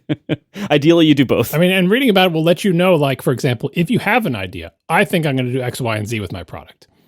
You can learn, like, how to approach that. How do I try this out in a way that doesn't destroy the business if I'm wrong, right? You'll learn that in the book. You won't learn in the book whether you should add this button to your app, right? You'll learn that from experience. But what you will learn is, how do I tell whether this idea is good or not? How can I test whether it's working or not? How can I control for that when so many other things are changing at the same time? How can I make sure that I don't turn something that I don't intend to be a make or break decision for my business into, oh, it turned out that was a make or break decision for the business, right? Learn that from the book instead of the hard way, right? But the actual ideas of what you do, you won't see that in a book because it's so specific to you, your business, your app, your whatever problem you're solving, which hopefully is going to be unique enough that there aren't books written about it. I think just very quickly, it's worth adding that if product design specifically is something you're interested in, then you can learn a lot about what's good and what's not. Obviously, you have your own innate sense of what's good and what isn't, but you can learn a lot about why people think things are good or bad by listening, I guess, to shows like this. But I got to imagine there are other podcasts or perhaps, YouTubers where they dissect the like what makes a product good or bad. And, as much as we poke fun at John for being hypercritical, I think one of the valuable things that I learned from listening to the Hypercritical podcast was what does make a design good or bad. And if there's something to be criticized or complained about or what have you, why is that? And what, John has always, since I've paid attention to John, it's been like 15 years now, has always been very good as an example of distilling why that is. And you can get that from any number of places. And you could argue that pretty much everything in your life is a product of some sort. And so just thinking about what you do and do not like about things and why, and even better, hearing people who do this sort of thing or who are passionate about this sort of thing discuss why something is good, bad, or otherwise, I think is also really, really helpful. Yeah, just to go back to the example I kept using with the art and science of UI design. Step one is like caring enough about it to have opinions about, I like this and I don't like that or whatever, and then trying to figure out why. But also understanding that there's reasoning and rationale that other people have already considered that went into it. So just to give one example, the menu bar that's at the top of the Mac screen versus the menu bar that's inside Windows on Windows, Microsoft Windows. Knowing which one you feel like you like better, that's a start, right? But understanding the different trade-offs that those two designs make, like that there was thought behind them, that there was testing on them, and they said, okay, well, the menu bar at the top of the screen, it's farther away, which is a minus, but the target height is essentially infinite because you can slam the cursor on the top, which is a plus. But now let's test that idea. Do people slam their cursors against the top of the screen, or do they very carefully target the file menu and they never let their pointer touch the top of the screen? We don't know without testing it. Let's test that, right? And the menu bar inside the windows, if you like that better, okay, it's closer to you and where your cursor is likely to be, and you don't take up the spot on top of the screen all the time, so you have more screen real estate. Understanding that there are like knowable, objective, measurable trade-offs between those two designs that were considered and weighed, and then decide, okay, well, those weights are the opinion part, but the science part is like, they didn't just guess, like, it feels better to me when there's a menu bar on top of the screen, or I just like it when the menu bar is inside the window. Like, having that opinion is a start, but you can't just stay there and be like, oh, I just like it because I like it and you're a dummy. Right? There is like logic and reasoning behind the designs. Not saying one is necessarily better than the other, but you have to understand the mechanisms and not just be like, oh, it's all magic. And it's just like, oh, it's a feeling in my gut and I'm right because I'm the CEO. And God, so many CEOs are like that. Don't be like, right? Like so many product designers like that. Like the world is knowable and understandable. It doesn't mean that you're going to come to a definitive opinion about what kind of menu bar is better, but it does mean you can understand the aspects of it that go into it, and that you can test them. Again, the idea of like it being an infinite target. You can say, well, it's an infinite target. I win the argument, right? It's like, well, did you test that? Do people treat it as an infinite? Do they get that benefit? Do they get that targeting benefit because they don't have to carefully decelerate the mouse cursor when it comes up to the file menu and they can just jam it up against the top of the screen? That's something you should test instead of just assuming, right? That's the science of this stuff. Like that, thinking of it that way, thinking that there are knowable things that go into it, that then you layer on top of your opinions and how much do you value this versus that? How much do you value screen space versus targetability versus locality versus whatever? Some of those things you can test too, but in the end, it always comes down to like value weighting of like, once you've identified the aspects that you care about and understand the rationale behind them, then you are free to assign weights that you think will make a good product, and then you'll find out whether you're right or wrong when you put your translucent teal gumdrop-shaped computer in front of the public, and then you'll really find out, do people like this or do they not? Turns out they did. All right. And then finally tonight, Keith Heaton writes, when using the duplicate photos function in Apple Photos on macOS, I'm presented with 4 photos it wants to merge. One is 2 megabytes. The other 3 are 1 megabyte. One is favorited. The other 3 are not. One is added to an album. The other 3 are not. One has the camera EXIF data and accurate creation date. The other 3 do not. How the heck do I audit these properly and pick and choose which attributes become the new singular master photo? My library currently reports over 10,000 duplicates. Yes. Oof. This duplicate processing in Apple Photos, I think I talked about when it first rolled out, it tries to save you some of this pain by giving you a button that says, just merge these. And it tries to essentially choose the quote unquote best one, but then combine all the metadata from all the other ones. So by best, it usually means the highest resolution or the largest or both. But then it will try to do a union of the metadata from all the other ones. But then if there are conflicts, I'm not sure how it resolves them. You can manually choose to resolve this yourself by deleting the ones that you think are not duplicates. The interface for this is not great in Photos. It tries to be simple, and the second you don't want to just trust it, it gets way more complicated, to the point where, as I've complained about in the past, when it sometimes identifies photos that are not actually duplicates, like you took a burst photo and you can see these are 2 different photos. Like they're half smiling in this one and one eye is closed in this one. These are not the same photo, but they're close enough that Apple Photos thinks they're duplicates. There's no way to convince it that they're not duplicates. You can't say, these are not duplicates. You're wrong, Apple Photos. No, instead you have to forever see that in the duplicate list and just remember to never merge those because they're 2 separate pictures. Or you just get frustrated and delete one of them that you like less. But anyway, unfortunately for Keith, the root problem here is that if you have 10,000 duplicates and a lot of them are like this, like that a human description of them all is like, it's difficult for a human to even figure out how to combine these, like what should be done, what is the right thing to do, how long does it take a human to figure out what the right thing to do is and then do it?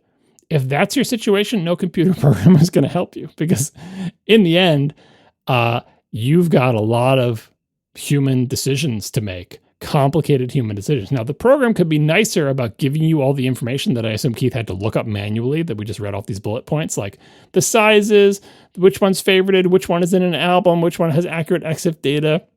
Like, you've got to investigate that. The program doesn't give you too much info, but in the end, you've just got a lot of duplicate photos. Like, assuming it's not really, really wrong, you've got a library with a lot of duplicate photos, and there's no sort of simple way to resolve that. Now, if you just want to say, let go and let Apple, if they gave you a big button that said, closing my eyes, I'm assuming what you're going to do is right, resolve all my duplicates. When you're done, it'll be like, hey, no more duplicates. And then you could just go, la, la, la, I'm not listening, and not think about the ones that you might have deleted that you liked, right? Those are basically your choices. You either manually do a tremendous amount of work, kind of, this is, I don't want to do reap what you sow again, but like you effed around and you found out you have 10,000 duplicate photos. Like, where did they come from? How did they get there? This is the situation you're in. You can either resolve them all very quickly with little oversight and just not worry about what it did, or you can resolve them manually with a tremendous amount of oversight. And yes, Apple Photos should do more to help you, but there's no amount a program can help you that will absolve you of having to make these decisions if you care about these decisions, which it seems like you do. Thanks to our sponsors this week, Factor, 1Password, and Sentry. And thanks to our members who support us directly, you can join us at atp.fm/join. One of the perks of membership is ATP Overtime, our weekly bonus topic. This week on Overtime, we're going to be talking about whether AI voice control is a threat to Apple's platforms. So tune in, atp.fm/join if you aren't a member. It's going to be fun. That's Overtime this week. And of course, there's many other perks of membership, lots of other exclusive content. Check it out. Thank you so much, everybody. Thanks for listening. We'll talk to you next week. Now the show is over. They didn't even mean to begin, 'cause it was accidental. Oh, it was accidental. John didn't do any research. Marco and Casey wouldn't let him, 'cause it was accidental. Oh, it was accidental. And you can find the show notes at atp.fm. And if you're into Mastodon, you can follow them at CASEYLISS. So that's Casey Liss, MARCOARMENT, Marco Arment, AC, USA, Syracuse, it's accidental. They didn't mean to. Accidental. Tech podcast so long. Marco, do you have any updates on your AC? I've been dying to know. Well, the updates are I spent a lot of money getting them to finally just install the stupid thermostats. They did not fix the problem. Surprise, surprise. They gave diagnostic codes. Surprise, surprise. Did you talk about that on the show already? I'm not sure. I think I did. You definitely talked about it privately. I don't know if you spoke about it on the show or not. You might want to give some background on the thermostats. I think you complained that they told you that I think your problem is these fancy thermostats you got, and you didn't like that. But then what happened since then? So I had, at various times, 3 or 4 different AC repair companies out here over the course of this spring and summer, trying to get them to just fix my stupid air conditioners already. And every single time somebody came out here, they would make a big stink. Oh, they'd point to my ecobee thermostats. Oh, it's the thermostats. It's these smart thermostats. They die all the time. It's always them. And I'm like, no, okay, I assure you, And I would go through and I'd show them my phone. Like, look, there is no energy saving setting on right now. Because.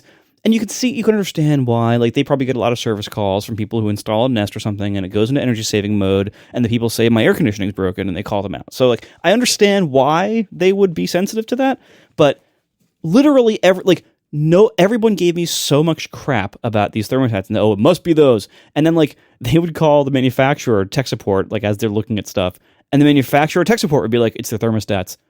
And oh my God, they worked for 5 years. I guarantee you it's not the thermostats, but okay. And eventually I said, you know what? F it. I'm so tired of these people, being like this. Just put in the Mitsubishi thermostats. I don't care. It's fine. Give me a Wi-Fi thermostat from some other brand. I'll bridge it to home, whatever, if I have to. Fine. If that'll make you guys shut up and just work on my air conditioning ever, fine. So they did. So I got a repair person to finally put in the Mitsubishi thermostats. They've been in for a couple of weeks. We still don't have air conditioning. I'm sitting here in my office. It is, thanks to the yodeling sensor on the wall, I can tell you it's 82 degrees in here. Oh. My forehead is wet. I think I've got that beat. Probably. But yeah, it is very hot in here. And we still don't have air conditioning. Now, it has been a pretty mild last couple of weeks, temperature wise here. It's been, we haven't really needed it most days. So that's been fine, but it is August. There are still hot times. And August isn't over yet. And September's also pretty hot. So also this is our heat in the winter for this house. They're heat pumps. And also you paid a lot of money for air conditioning in your house. It's supposed to work. Yes. And it's only 5 years old. And also, we have, it's, okay, so there's also all this drama now that the refrigerant that our system uses is R410A. There's, every heat pump system has a refrigerant in it, and over time they find out refrigerants tend to be pretty bad for the environment if they're vented into the atmosphere, and over time we develop new ones that are less terrible for the environment. And then what happens eventually is usually states or the federal government will start restricting the old refrigerants from being used. And so if you have a system that uses the old refrigerant, you oftentimes after a while can't get it anymore, or can't get parts, or can't get it serviced anymore, or can't get it recharged if there's any slow leaks over time. So that has now happened in New York for the refrigerant I use, 410A. In your 5-year-old system? Yes. My 5-year-old system, you can no longer buy new ones, I think, as of around now or this year. And they're going to phase out the refrigerant over the next X years, and it's going to be harder and harder to get, and harder to get parts and replacements. This is true of refrigerators, too, by the way. I know it's right in the name, but just FYI, this is definitely true of refrigerators. Yeah. So the repair guy, he's like, if you want, you can get some extra. There's 2 big outside condensers. He's like, you can get, or compressors, whatever. He's like, you can get 2 replacement ones and just store them somewhere right now. They're about to go out of stock forever. Put them with your keyboards. Right. They're huge, and I'm like, okay, tell me a price. We'll talk about it. Well, they're telling you to buy the entire unit, the whole big thing with the fan. Yeah. to buy 2 extra ones to replace. It's a hell of a thing to store in the salt air. Maybe you get a hermetically sealed box. Right. And well, he recommended that I keep them like on Long Island. So like, do not keep them by the seashore, because when you need them, you open it up and it'll just be a chunk of rust. Yeah. But I'm like, okay, what are we talking here, numbers wise? And what we are talking about, if I wanted to keep a spare set of condensers, $27,000. Oh, that's not surprising. But no. What you do if these things ever go and you need to replace them is you buy the newer, more efficient ones that are available on the market now. And so the problem is when you change the refrigerant on the outside units, chances are you probably also have to change the inside air handlers. And if you're really unlucky, you might even have to run new refrigerant pipelines from the outside things to the inside things. And so I asked him, I'm like, okay, in that scenario, what does that look like? And I don't even want to tell you the number he said. It was substantially higher. So I'm like, oh my God, what? Well, did he get an explanation of why you would need new like lines and inside units for refrigerant change? Well, every like, pair of compressor and air handler, they have their own specs. Like, okay, well, you need, this diameter of pipe, and you need, it's like they're all designed for each other. They're designed to match each other. I believe they're designed for it. It surprises me that the refrigerant changes would be such a radical change that you can't use the existing lines and inside units because like the diameter is wrong or they can't handle the pressure or something. But presumably they know. But then again, they also said it was your thermostats. I know. Yeah. So now I'm out literally thousands of dollars in thermostats and thermostat labor, and now I'm being asked to spend another $27,000 maybe. I still don't have working air conditioning. I am not happy about the situation at all. Did you enjoy at least a moment of smugness when they put in the new thermostats and it didn't help? Yeah, seriously. I will enjoy that smugness once the system works. Right now, you're saving it? Right now, I've just spent thousands of dollars for uglier thermostats that don't work in HomeKit. Well, no, because once it works, they're going to say, see, it was the thermostats. I would have loved if it was a thermostat, because that's a lot simpler and cheaper than everything else we now have to look at. But I'm just, the next step is they're going to flush out the whole system and put in all new refrigerant of my apparently about to be illegal refrigerant.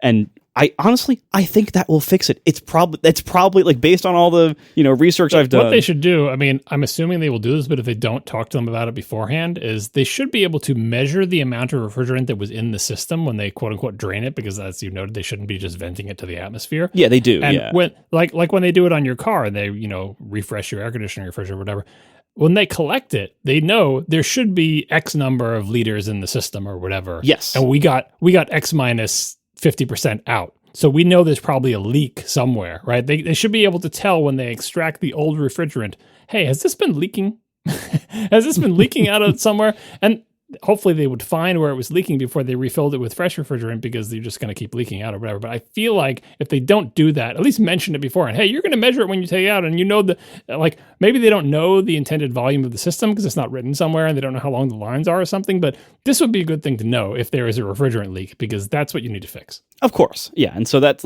that's the next step. It's just okay, please look at the refrigerant that is based on the symptoms and my ChatGPT research. And it sure seems like so now that we have the thermostats, now we can see the error codes. And what's great about error codes is that you can look them up on the internet. And so I've of course been seeing, okay, well the upstairs reports one code, the downstairs reports a different code. Okay, so I searched both of those, and and upstairs and downstairs seem to be demonstrating very similar symptoms, and they have two different error codes, and they're two totally separate systems. And when you look at the ChatGPT summary of what these error codes might mean or what might be causing them, can you just look up the error codes in the manual for your device, please? No, you can, God. but the code is suction sensor 1 or whatever. It's not like a useful human thing. But the explanation is why might that be happening? And the explanation, the only overlap between those two Venn diagrams of the explanations of those two codes is refrigerant issues. And so it's yeah, that's probably right. I probably had, when the earlier repair person over the spring worked on it, I think they screwed it up. They put in the wrong amount or whatever, and it's been bad since. All of the symptoms point to that. So let's fix that. And maybe by December, maybe I'll have working air conditioning. It's been a really awful week for lots of other reasons. That has not been one of them. But certainly once it continues to get hotter, I'm going to get more grumpy about that. Yeah, hasn't been a good past few months for me appliance-wise too, but on a much smaller scale. I lost an air conditioner at the beginning of the summer and replaced it at significantly less money than you're talking about because I have window units. Lost my oven, had to replace it. Lost my toaster, had to replace it. I didn't actually replace the oven. I fixed the oven. We'll talk about it in directives. But anyway, yeah, sometimes these things just go. I think I've got another 5 years on my water heater, and my heating system in my house should have already broken. So we're just out here with our fingers crossed. And Casey's house is filled with water. So, it's not looking great. Can I interest you in $27,000 worth of condensers that you won't be able to refill in a few years? Right. They're very compact, don't take up a lot of room, are very lightweight, easy to deal with, easy to store. And like I've been going back and forth with the questions. I'm like, okay, if we do this, like, they're 300 pounds each and they're huge. Yeah, how would you get them across the ferry? Where would I store them? Like they're not going to fit in my garage on the other side. Like where I'd have to like get a storage unit just for them and then like hire some trucker to like go pick them up. Like you'd want it to be like temperature controlled and stuff because like you can't have like delicate equipment like that in like just random temperatures and humidities. It'll rust even if it's not by the seashore. Exactly. So that we had a family discussion about what we should do about this, and we all decided we're not going to buy the spares. But it's a very frustrating situation.